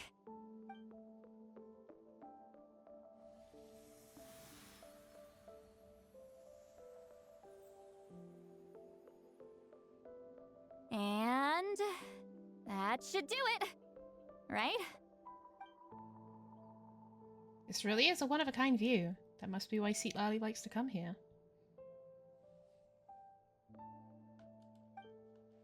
You're not wrong. Hold on.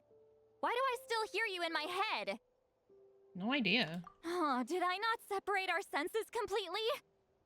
Maybe using my palm isn't enough? I feel like she close looks your pinker eyes. now she's had the alcohol.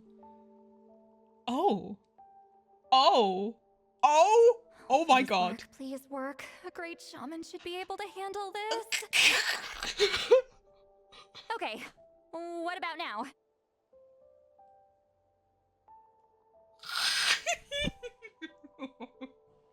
I'm normal, I'm normal, I'm normal. I think I heard something. Huh? And now? It's gone. Yeah, I feel like her whole face, not just like blushy, but like... Chaos Google, shut up. I feel like her whole face is slightly pinker now. It's gone. Huh. Whenever I try to remove the effect, it just flips direction and gets worse. Was that Citlali's forehead just now? It was really warm. That was just to help with the spell. Ah, shoot. I still hear you. She's drunk.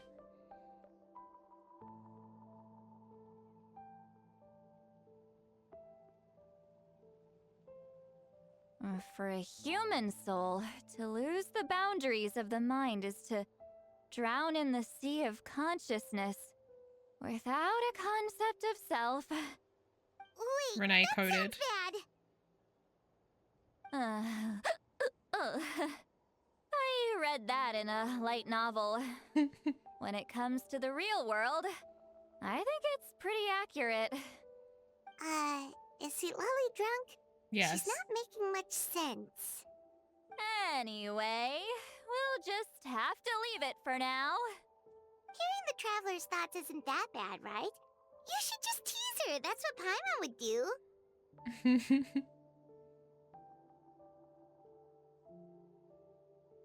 It's just...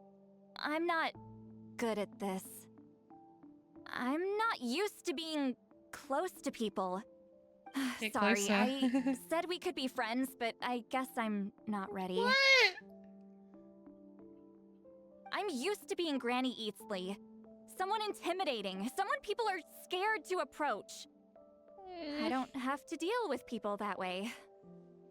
Why live like that? Yeah, Paimon's been wondering. Why do you insist on living so far away? You could easily become a leader of your tribe. Someone everyone loves and respects. When you live as long as me, a person is like a flower. The color draws you in. You water it to see it bloom. It rewards you with its fragrance, but it doesn't last. With the passing of the seasons, everything withers away. You can try to water it, but it will never bloom again. Even if the same plot of soil is covered in flowers the following year, the one you remember won't be there. That's just how it is. Most of the people in my life will be gone one day, just like a flower. Getting close means losing friend after friend for hundreds of years, until the weight of their memories crushes my soul.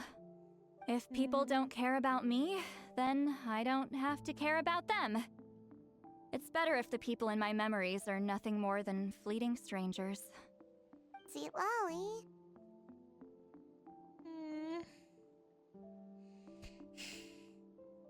I don't know if I'm sad or horny. I choose to remember everyone. You won't live as long as me, so you don't have to worry about that. Actually, I might have a long lifespan. Really? She doesn't know that. Then you should understand. Nearly everyone you know will be gone one day. All the more reason to remember them. Traveler?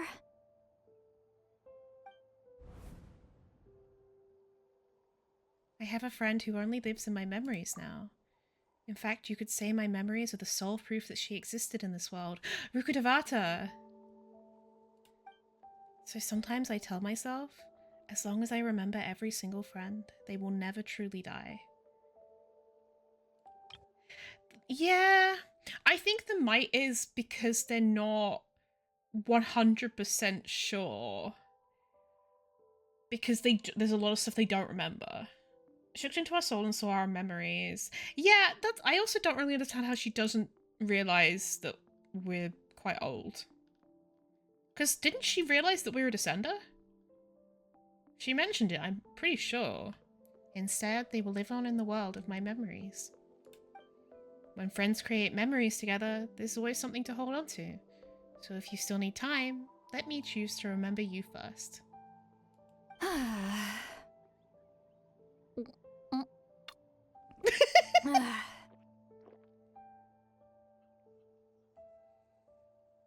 Is something wrong?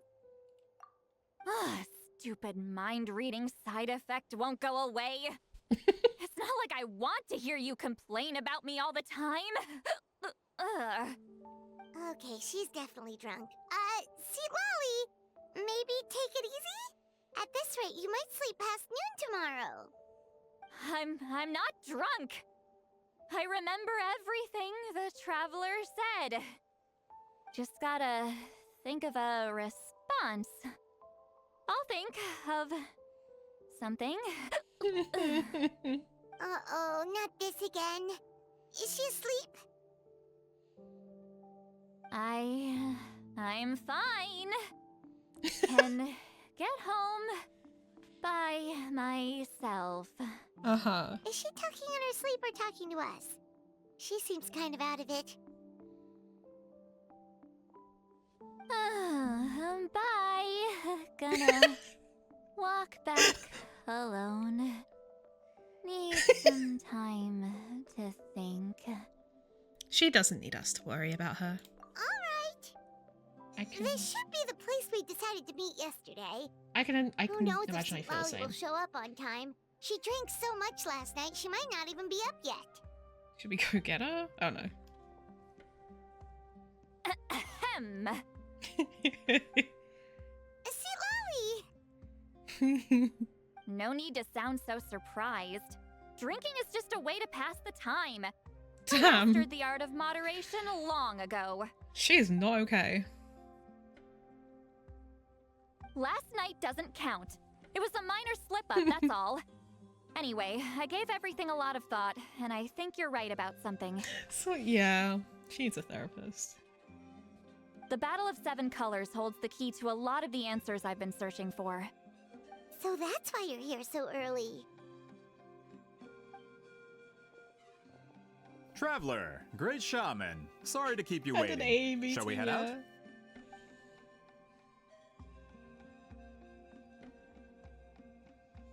Just follow me. I'll confirm the location myself. Looking at the Patui Of course. Conspiracy theory that may not be even remotely accurate. It's been confirmed that like Dottoro's men are in Natlan, and I think that's the Fatui like experimentation on Saurians that's over here. What if the guy isn't a Fontanian merchant and is just a Fatui pretending, and like they're all Dottoro's men and they're all trying to get access to this like particular power and information, and maybe it's related to stuff in Not Cry. Not the smiley face! This should be it.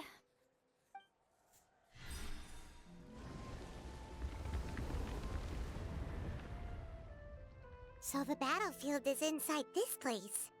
That could explain a lot of our academic questions. Don't lose focus. Once we get to the actual site of the battle, all the evidence needed for publication will be at our fingertips. Everyone ready? Let's go. That's why the guy didn't know about the Inazuman light novels that she was talking about. It was the fact that like he wasn't actually a merchant. It wasn't the fact that he was just from Fontaine. So the Abyss invaded through a cave like this? When the Abyss first began to corrode the ley lines, they took every opening they could get. All the items here should be useful for our research. You're not to touch a single one without my nod of approval. I don't support invasive excavation techniques either. Of course. I'll defer to the experts on this matter. Well, shall we continue? I feel like the researcher guy, Elie, I feel like he probably is legit, and he's just been taken in by it. But you know, there are weapons here from every tribe in Natlan. The battle must have encompassed the entire nation. Sounds like we're getting closer to what the legend describes. But all we can really say is that a battle took place here. There's still no evidence of any colors or some elaborate maze. Wow, you're really invested in the Battle of Seven Colors. Well, it's the reason I came to Natlan in the first place. Grudok, send some of your men to search the area. We might miss something all grouped together like this. Don't I'd trust like to cover you. all our bases. All the bases. You got it. Don't jump to conclusions. Of course this isn't the site of the actual battle. We have to keep going.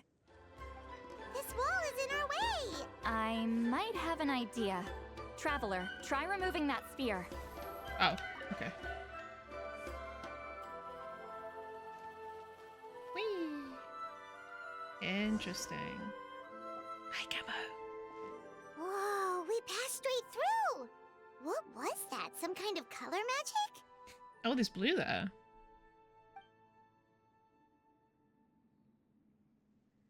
It's very close to the technique Citlali might have used. I feel like she's leading them on. I feel like she knows the tea.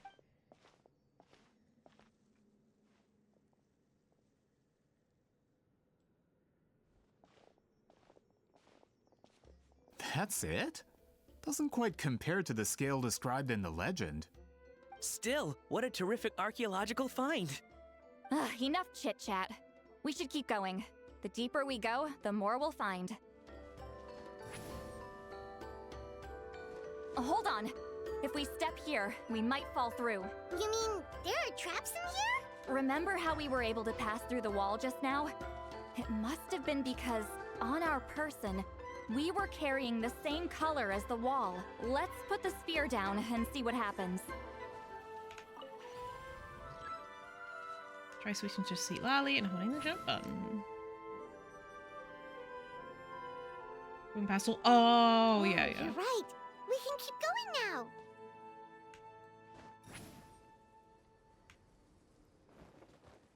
Return to the skies!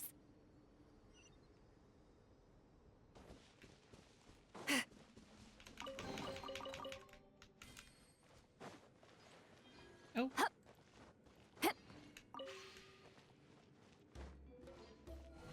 Whoa.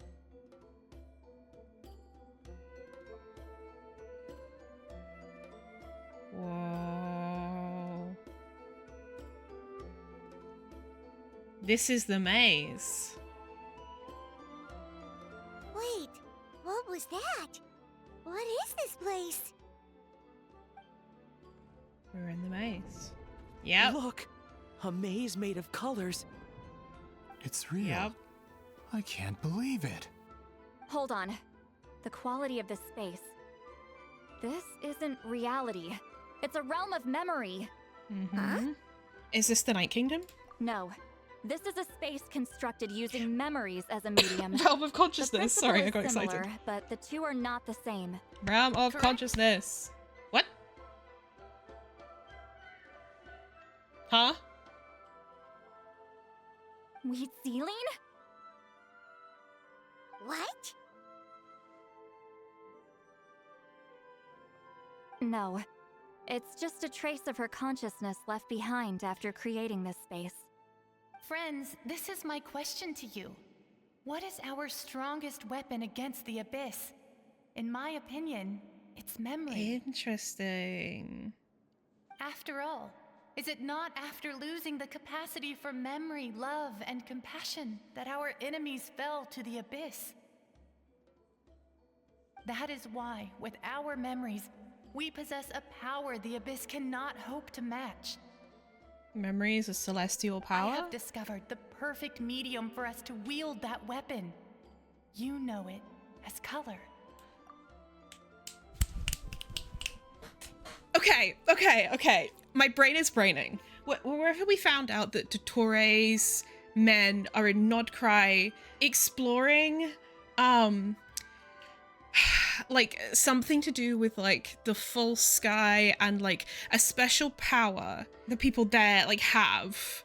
I wonder if it's this, the power of memory / color, and that's why these Fatui are exploring it, because they want more information, and they're Dottores men, and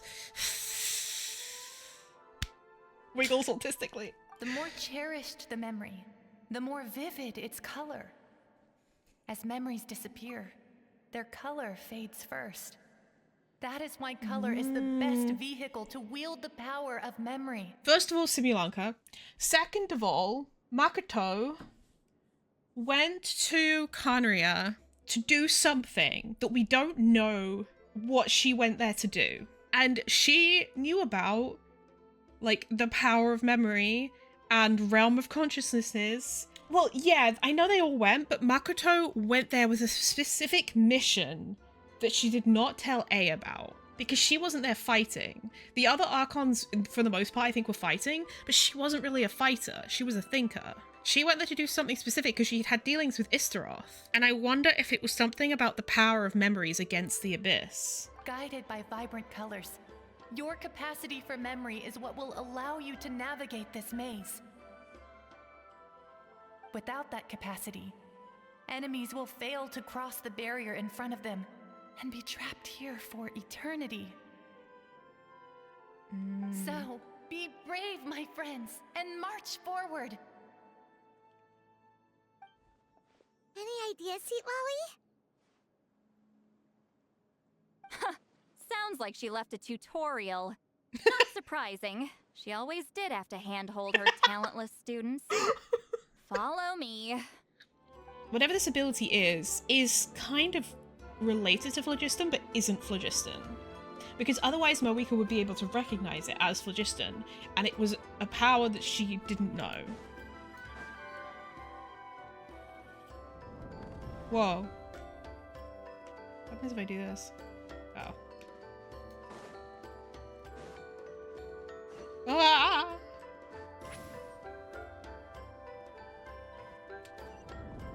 Rise like smoke. It's a power that predated the elements, yeah. And phlogiston also predates the elements because the elements came from phlogiston. There are monsters here too? Abyss creatures. Likely trapped here for some time. Looks like a few monsters made it out of the battle all those years ago. Why did that not crit? That's so fucking homophobic. Phlogiston also is, yeah. All right. Oh shit. Wait, I'm waiting.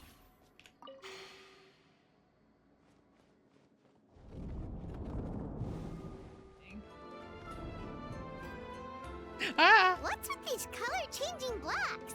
You and Citlali fell through all of a sudden. You scared Paimon half to death. Must be one of the mechanics of the maze. I'm guessing the purpose is to help allies navigate this place. Oh! Oh no! More monsters? Ah, shoot. They're blocking the way forward. Let's get rid of them. Interesting. Right now. Full throttle!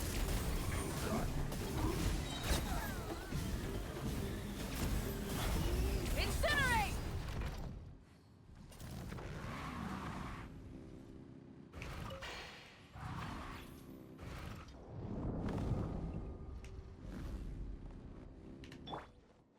Whoa.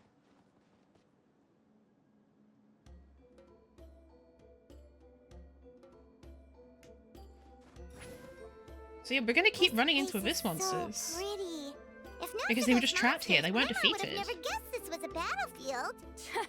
The showmanship's not bad. I'll give her that. Oh!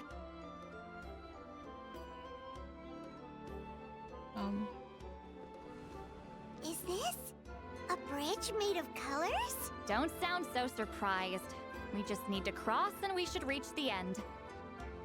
Whoa. Oh, they just put me on the right side. They were like, this fucking bitch. This is really cool. I want to explore this in such depth. And I know I won't be able to, but this is really cool. I love this domain. Oh, we've left. Now we're in Dragon Ruins. Looks like we made it through the maze. Lame. Take me back.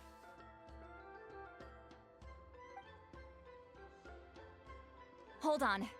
This is... Whoa, so pretty! The thing inside the sphere looks exactly like the maze!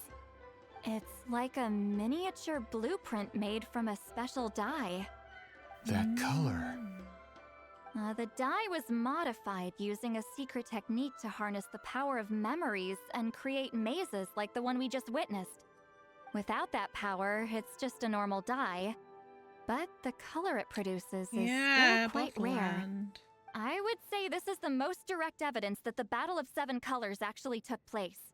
The expert has spoken! Mm-hmm. Sus. Perhaps I could take a closer look? It's an important piece of physical evidence, after all. No, you may not.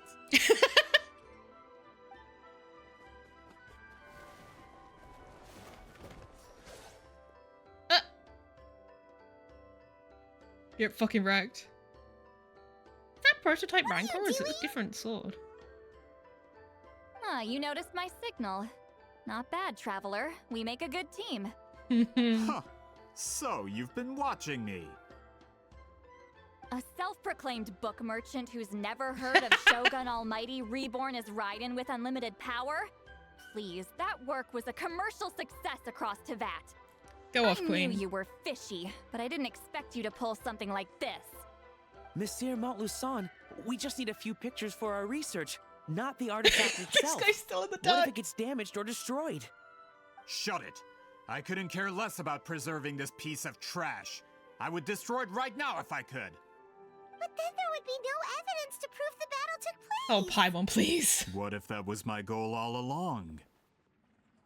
To prevent other people from getting their hands on this information. Pretending to be a book merchant, pretending to promote the history of Natlan and its heroes was the only way to get information out of the people in this tribe. But make no mistake, I'm no lowly merchant. I am the future owner of the largest printing company in all of Teyvat. But the dye in that sphere ruined all my plans before they could even get off the ground. Wait, what? We've received a report that your advertisement in the paper makes false claims. Fontaine Law demands it be taken down immediately. What? False claims?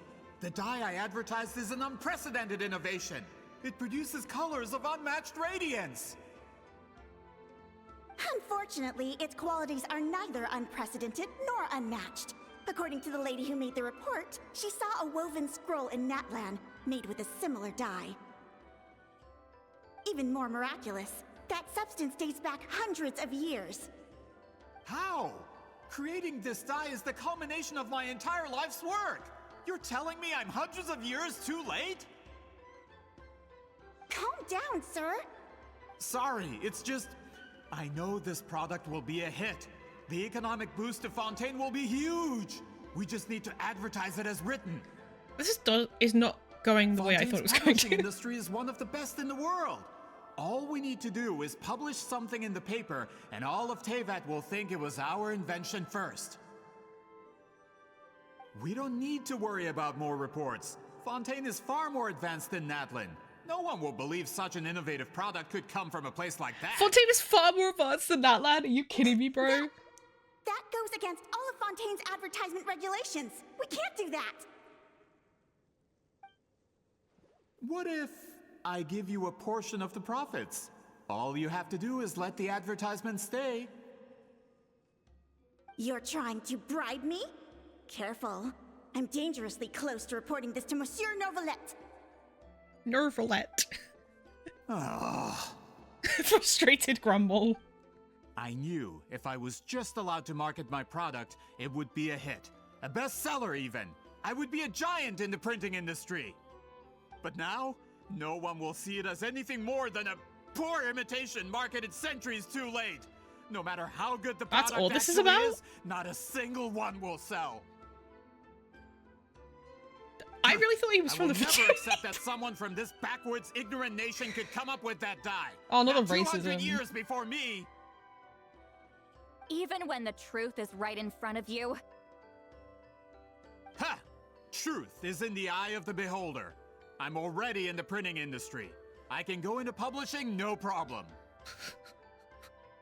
All I have to do is destroy this sphere, write a detailed report about my findings, and publish it around the world. Then, the so-called truth becomes your word against mine. Once my report is accepted as fact, no one can accuse me of making false claims. You've literally heard how terrifying Citlali is to all these people, and you still want to fight her. Second of all, I really thought he was from the Fatui. I really thought he was one of fucking Dottoro's men. I'm so confused.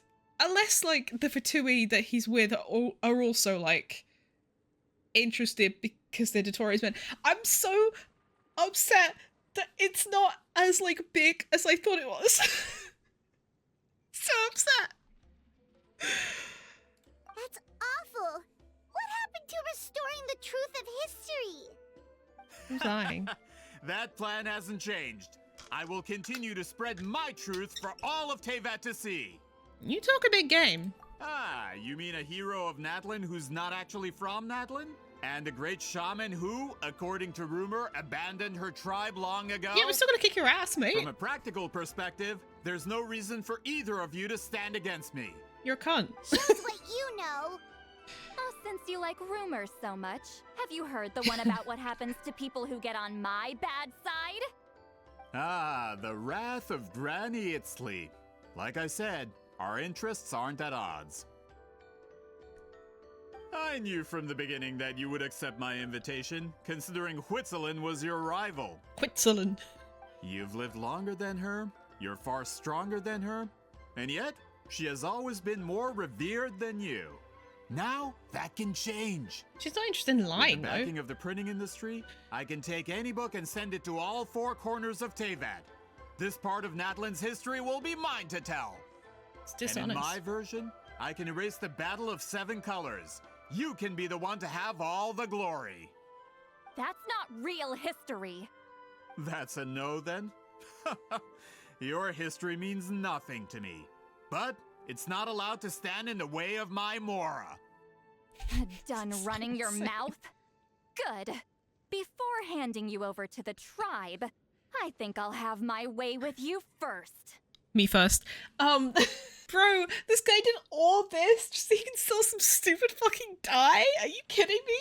Teach him a lesson. If this comes to a fight, per my contract, you're gonna have to go through me. Okay. That's fine. That's right. I didn't pay all that Mora for nothing. Wait, aren't you subordinates of the captain? Why are you helping someone who wants to erase Natlan's history? The captain. You actually bought that? Dottore? United in the pursuit of Mora, we travel the land to collect debts. Our loyalty is to Regrader, his interests, and his wealth. Interesting. They're bringing Pantalone back in. The captain means nothing to them. They serve a different harbinger altogether. Regrader. Interesting.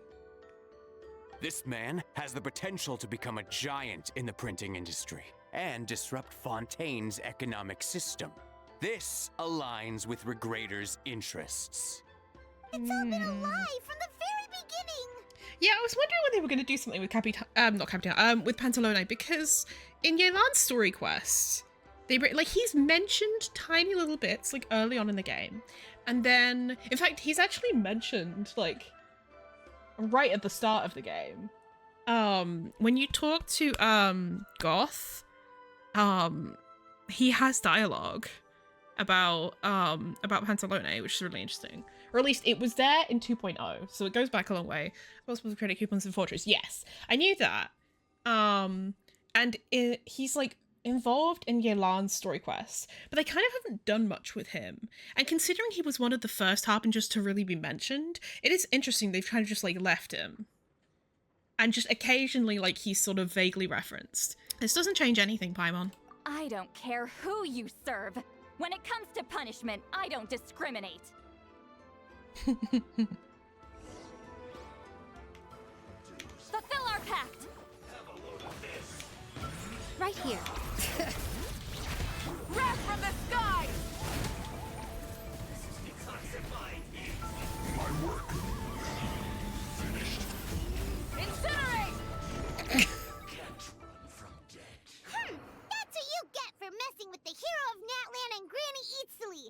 They could give Regrader a run for his Mora. When did this person get so strong? Looks like the men following the captain failed to update us on the latest intelligence. Not good. This is becoming more trouble than it's worth. You're on your own. Hey, what about our contract? Your boss signed it himself.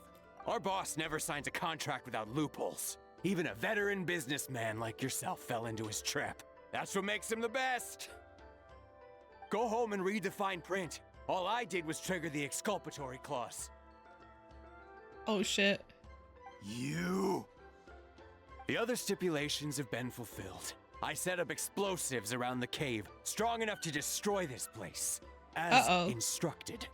Oh, and for security purposes, all explosives have been rigged to blow at a specific time. Shouldn't be too long now. It was a hint that he has a debt collector model. Ah, you're so right. Uh-oh. What? This whole place is gonna collapse? You were supposed to wait until I made it out. Are you trying to kill me? He doesn't give a shit. That depends on how fast you can run.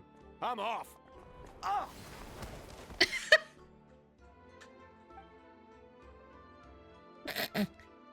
Lol. You think you can just waltz out of here? Traveler, stop them, and then we'll make a break for it. Can do. If I'm caught, I implicate my boss. Time for the backup plan. Wait, don't!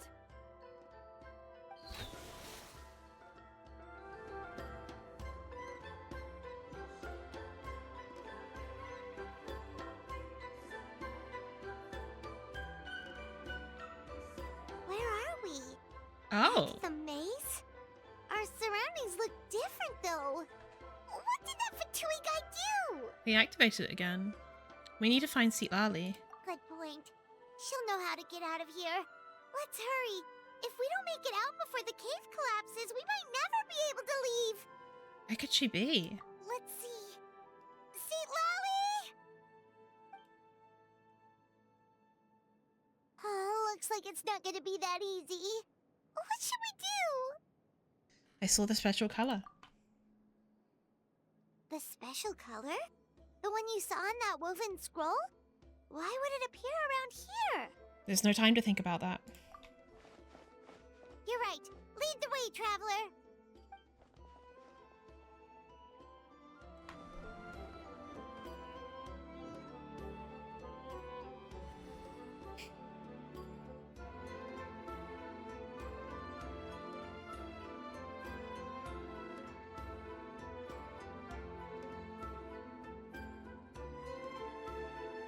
He triggered it just like that?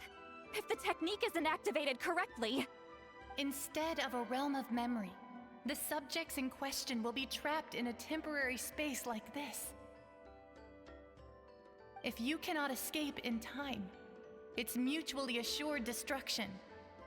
But I can't fault someone for using it as a last resort. I knew it! Someone of your skill wouldn't leave behind memory fragments just to parrot instructions. You must have the capacity for conscious thought. Yeah, she's hidden herself inside it. Compliment. It's been a long time, my friend. This is no time for a reunion. The cave outside is about to collapse. I know time flows differently in this place, but that still doesn't leave us much time. Can you help me get out? You misunderstand, Citlali. I'm nothing more than a fragment of memory. There's not much I can do. What do you mean? This space can be manipulated, right? The exit of your maze. I remember its structure. If I create an exit here, I can leave.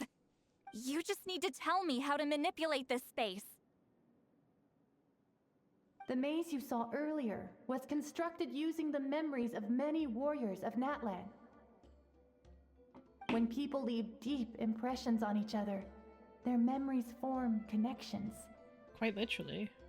These connections are particularly strong between comrades in arms. That is how I created my maze.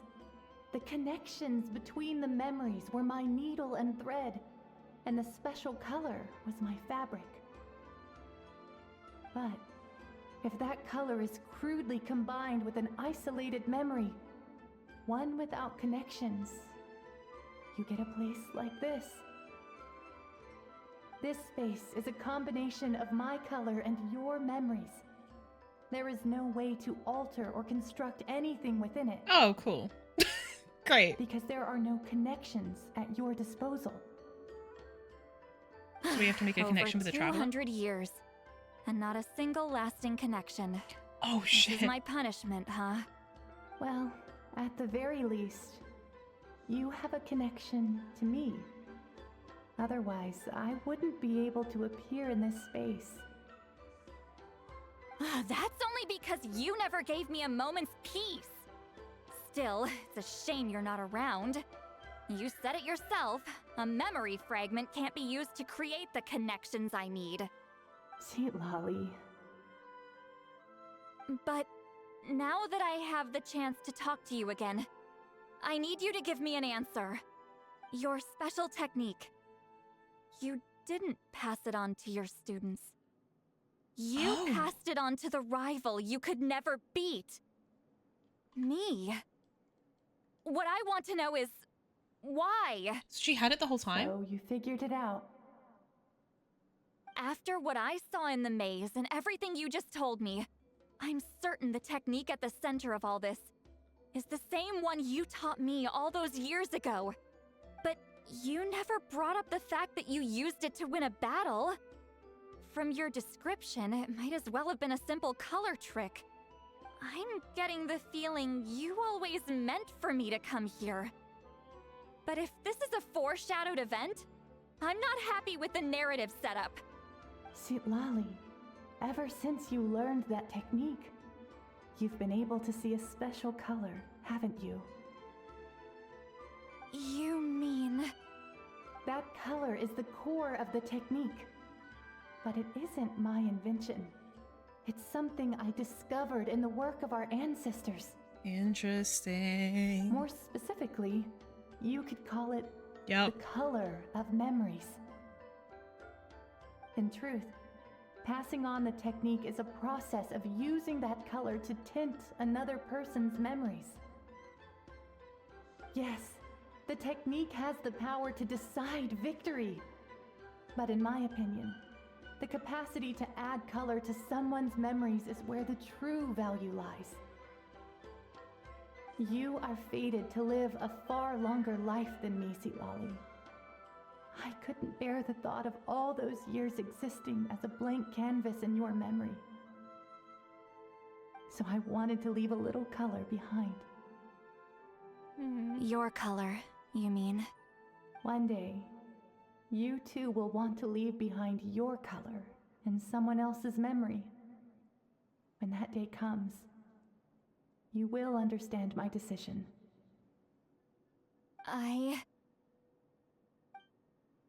So if you still need time, let me choose to remember you first. I have to get out of here. That's the only way to rescue them.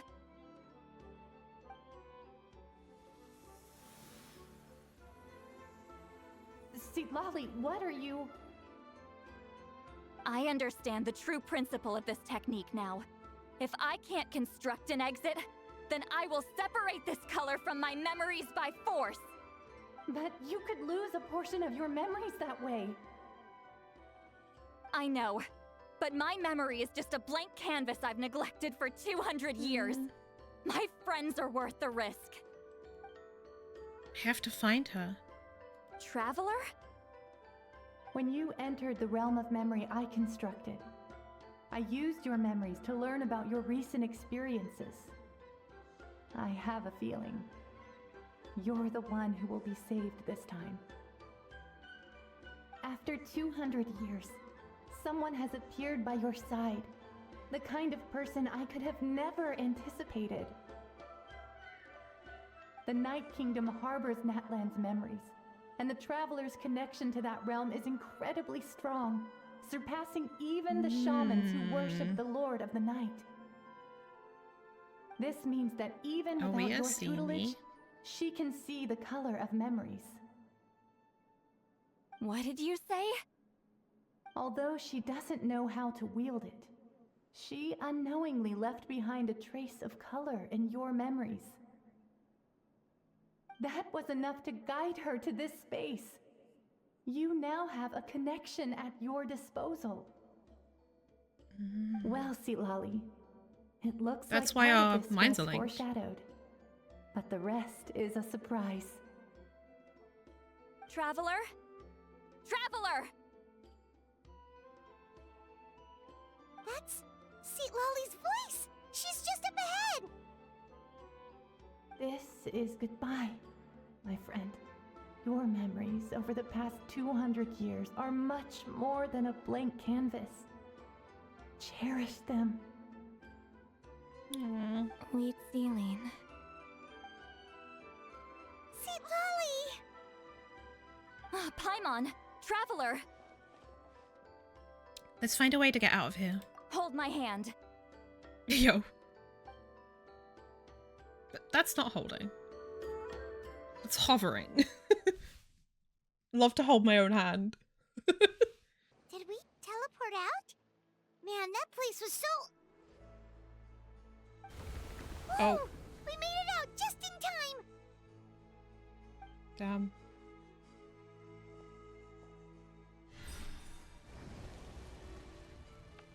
Wonder what happened to the Fatui guy and the others.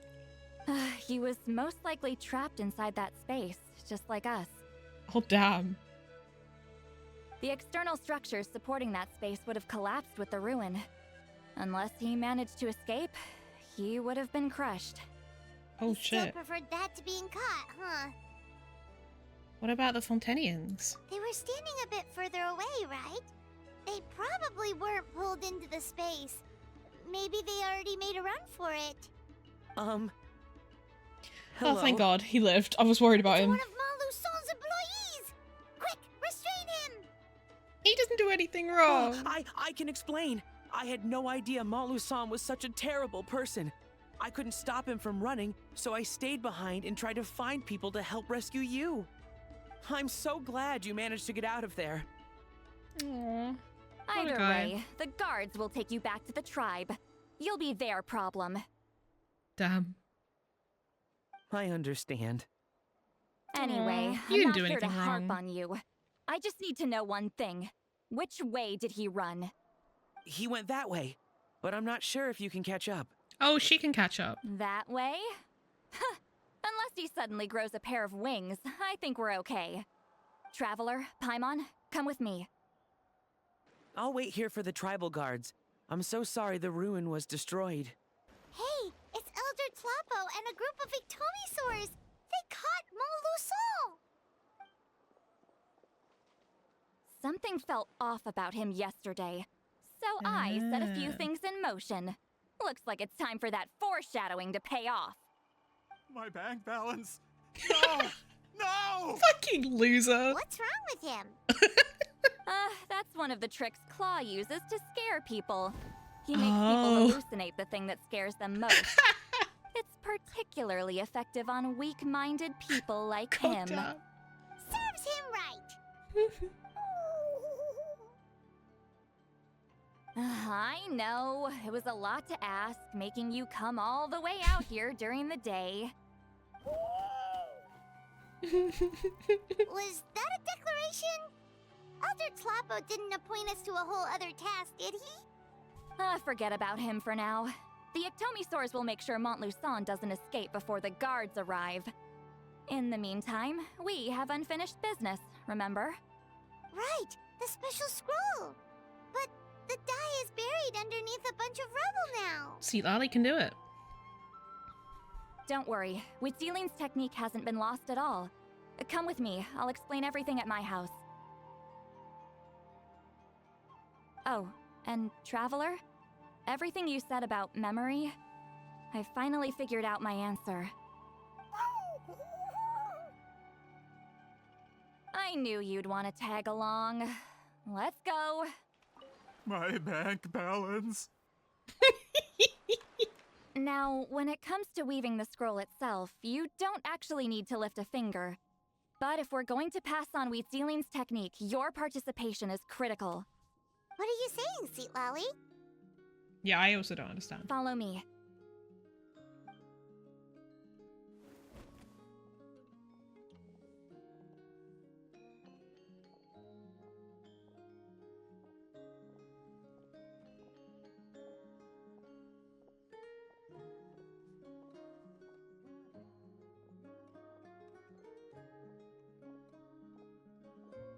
Whoa, Music. look at this place.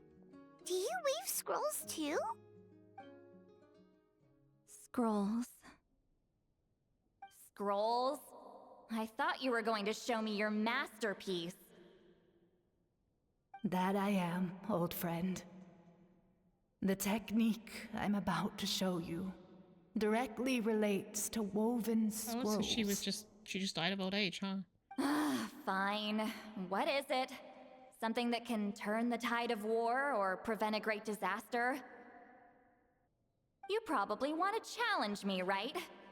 I know you don't have the strength for a real fight, so I'll let you beat me with words. Old friend, my life is nearing its end. I'm afraid I don't have time for another match. Hey. Don't worry. I trust in the belief of our tribe that death is not the end, but the beginning of a new existence in the Night Kingdom, where everything is made of memories. So, do you know why our ancestors insisted on using colorful, woven scrolls to record our history? Because history is the memory of a people.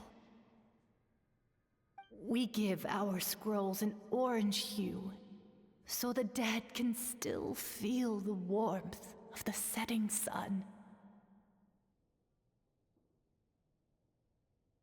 We decorate them with kernels of grain fruit, so the dead can still enjoy the abundance of our harvests. I know that, but something this important? Why entrust it to me and not one of your students? As your friend, I admit, I'm being a bit selfish. I don't have long, Citlali. Oh, I'm not sure I can truly explain my decision. But I know you will understand one day.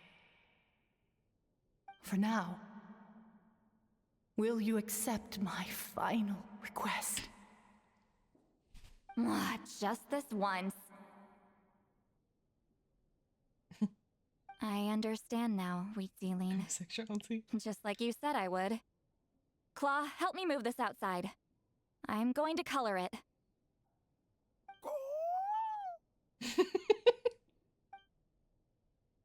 Traveler, Paimon, come with me. Claw helps you bring the woven scroll outside.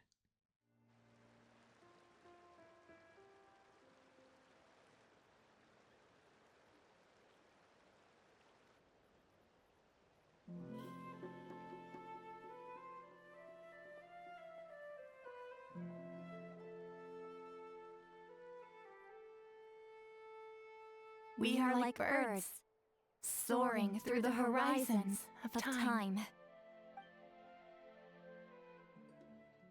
I linger between brushes of memory, seeking the color of my final journey.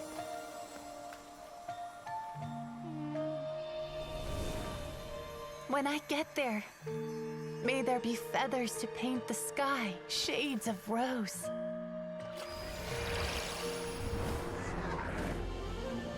And fields of green to beckon adventurous souls.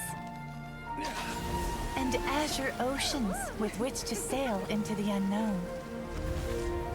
And volcanoes too, where, despite the danger, hidden treasure waits to be found.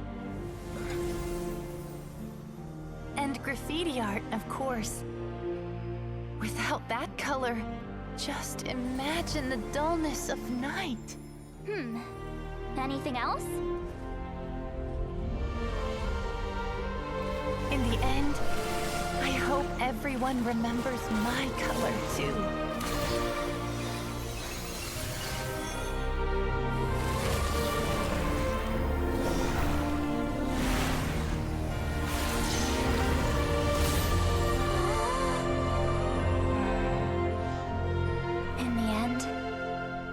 I hope everyone remembers your color too. All in all, it was just a technique for coloring a scroll. The task I'm entrusting to you is much more than that. Farewell, my friend. Yay.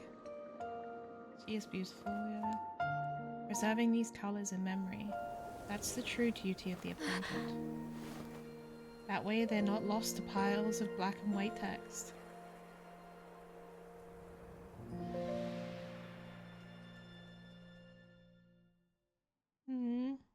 I knew you would understand. Yeah, it's animated really nicely. This is the special scroll. How did you know how to weave it, Citlali? Remember the gift from the spirits? Hold on! You've lived for more than 200 years. You know how to weave the special scroll. That must mean... you're the one behind the gifts from the spirits! Oh, well, it's not like I wanted to interact with the appointed. So whenever I delivered the scroll, I used illusions to confuse them. The fact that it turned into some kind of divine intervention is because no one was skilled enough to see through my tricks. Why not just tell them?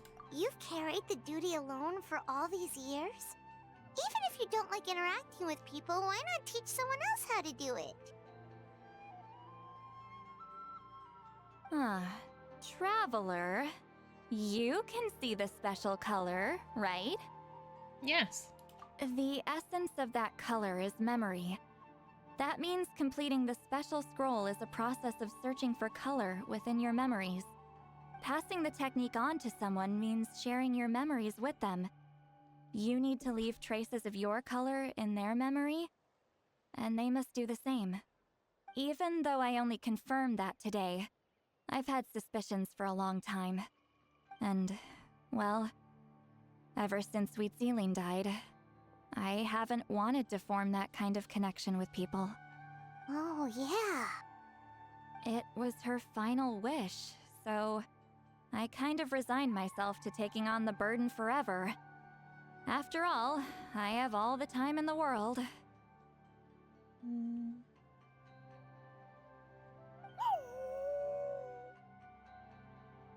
But Claw never stopped appointing new candidates to weave the scroll, despite knowing exactly how I felt about the situation.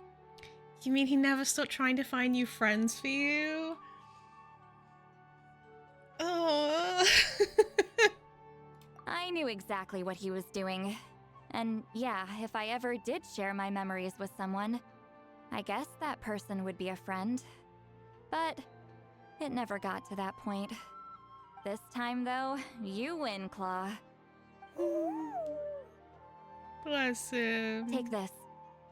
I guess it's my response to what you told me the other night. What is it? If I had to choose my color, it would be the color of this handkerchief. Countless people exist in my memories, and I know one day that will be my fate, too. A memory living on in someone else's head. Since you have a long lifespan, you're the perfect candidate to bear this memory and carry my color in your mind. Does this mean I'm officially your friend? Just keep it safe. And you better not forget my color when I'm gone. Whoa. It's a little early to talk about death, don't you think? It's only been a few seconds since we made the friendship official. Isn't that what friends are for? Okay, this is a serious commitment. Well, Citlali, if the Traveler's going to leave their color in your mind too, it'll probably be gold, right? Mm-hmm. Actually, their mark is already there. Remember the mind reading effect I couldn't fix? Well, I finally got to the bottom of it. Sharing senses allows communication to occur between the consciousness of different people. Naturally, memories are also involved in that process. Although I didn't know it at the time, we both have the ability to see the color of memory, which means that when I shared my senses with you, a connection was created between our memories. And that connection is what caused my original spell to go haywire.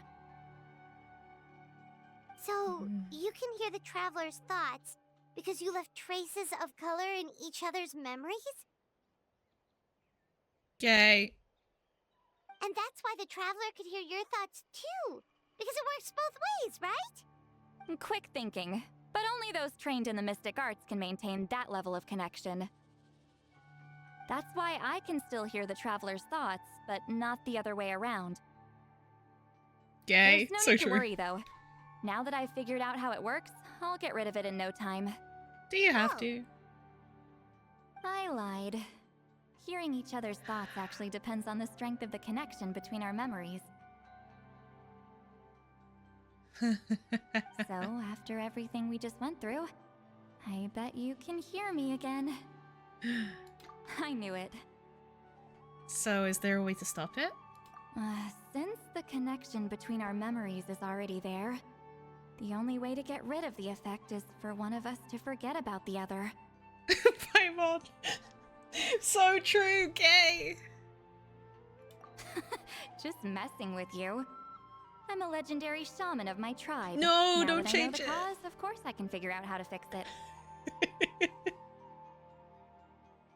It'll probably take some time though, so bear with me for now. Poor Paimon. Besides, I'm an open book. It's not like you're gonna hear anything embarrassing. Unless I've had a few drinks. That's so good. I'm just floating, like, hello. Oh, so you can turn it off? That's a shame. A shame? I mean, if you ever miss this whole telepathy mess, I could always share my senses with you again. No promises, though. Some thoughts are better kept to yourself. Huh? Ah, you did it? Your investigation into the Battle of Seven Colors must have been fruitful indeed. I do hope you share what you learned. Wow! The scroll is finished already! Elder Talapo's wisdom is never wrong. Yeah, we should explain. Take it away, Traveler!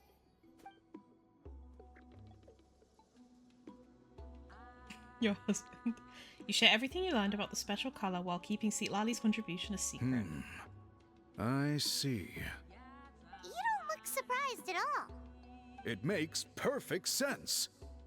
History is the memory of a people. If we want to depict it, a dye derived from people's memories is, of course, the best choice. Now, it's just a matter of preserving this secret technique. From your description, it sounds like learning the technique requires the previous holder to share their memories. Well, yeah. In that case, I must work with our priests to reinvent the technique based on the principles you described.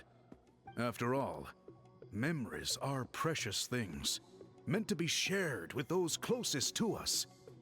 I cannot take that choice away from you, Traveler. You completed your task admirably. Finding a way to carry on that legacy is now our duty. Alright, we'll leave that to you. And please pass along my thanks to Granny Citlali.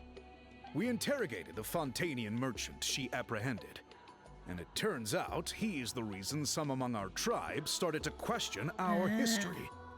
He hired people to spread misinformation about the Battle of Seven Colors. Not the Facebookification of it all. Within the tribe is entirely his doing. We now have a record of his crimes, and will begin working with Fontaine authorities in a few days. His bank balance fear is going to become true. The controversy in the first place. Guess it's easier to investigate when people are already questioning something. Anyway, that clears it up. People don't just question their history out of nowhere. Thank you, Biram. We'll be on our way. Until we meet again.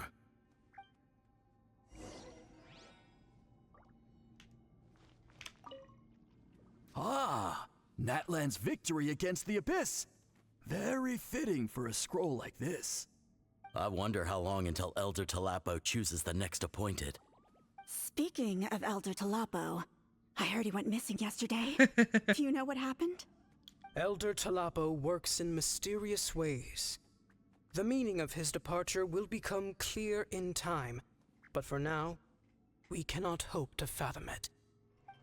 You told him everything, right? Yep, we left out the part about your contribution, but it kinda seemed like Chief Biram saw through us. You could have just said it was a gift from the spirits. Yeah, but Chief Biram deserves something in return for his halved work. I guess he is different from the previous chiefs. But if he figures out it was me all these years, I'm in for a world of trouble. Wait, why? Huh, there you are. I've been looking everywhere for you. Oh, it's the other Fontanian researcher. He wasn't taken away with his boss? Please, call me Ollie. After questioning, the tribe absolved me of any serious wrongdoing, so here I am. I'll be heading back to Fontaine soon.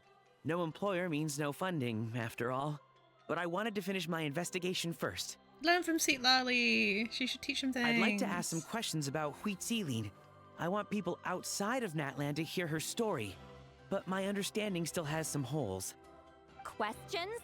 Huh! Why should I let an Outlander tell our stories? Don't misunderstand.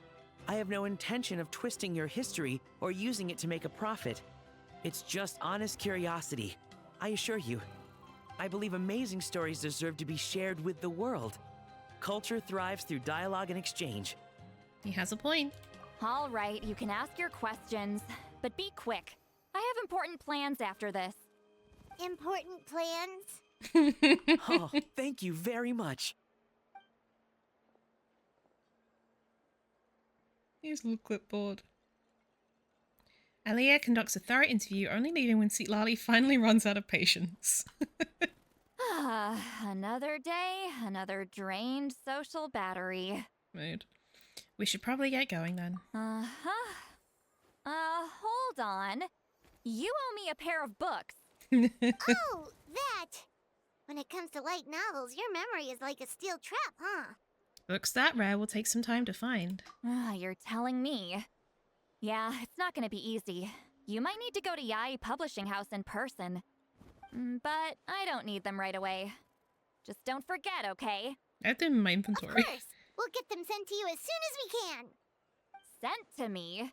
Nuh-uh. I don't want a stranger knocking on my door when I'm hungover. Here, just take this. We got a key to her house, chat. Oh, we're fucking in. We're in. We're about to get laid. The key to my house.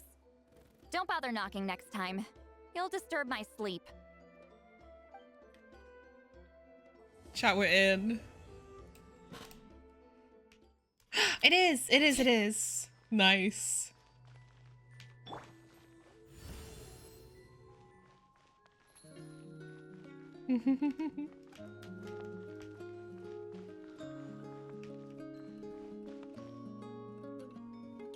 Music.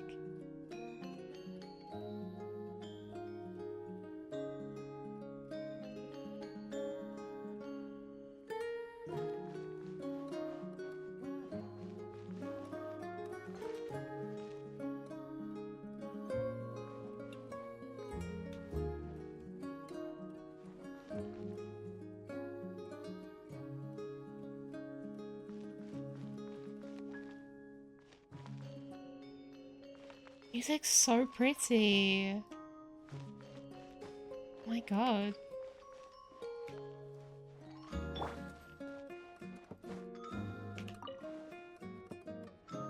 It's really nice.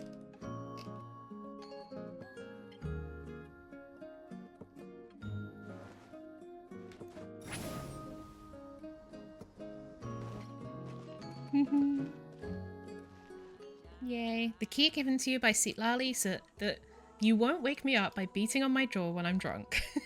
You carefully place it alongside the handkerchief she gave you. After all, you've collected so many keys in the past, so this one needs to have a special mark to stand out.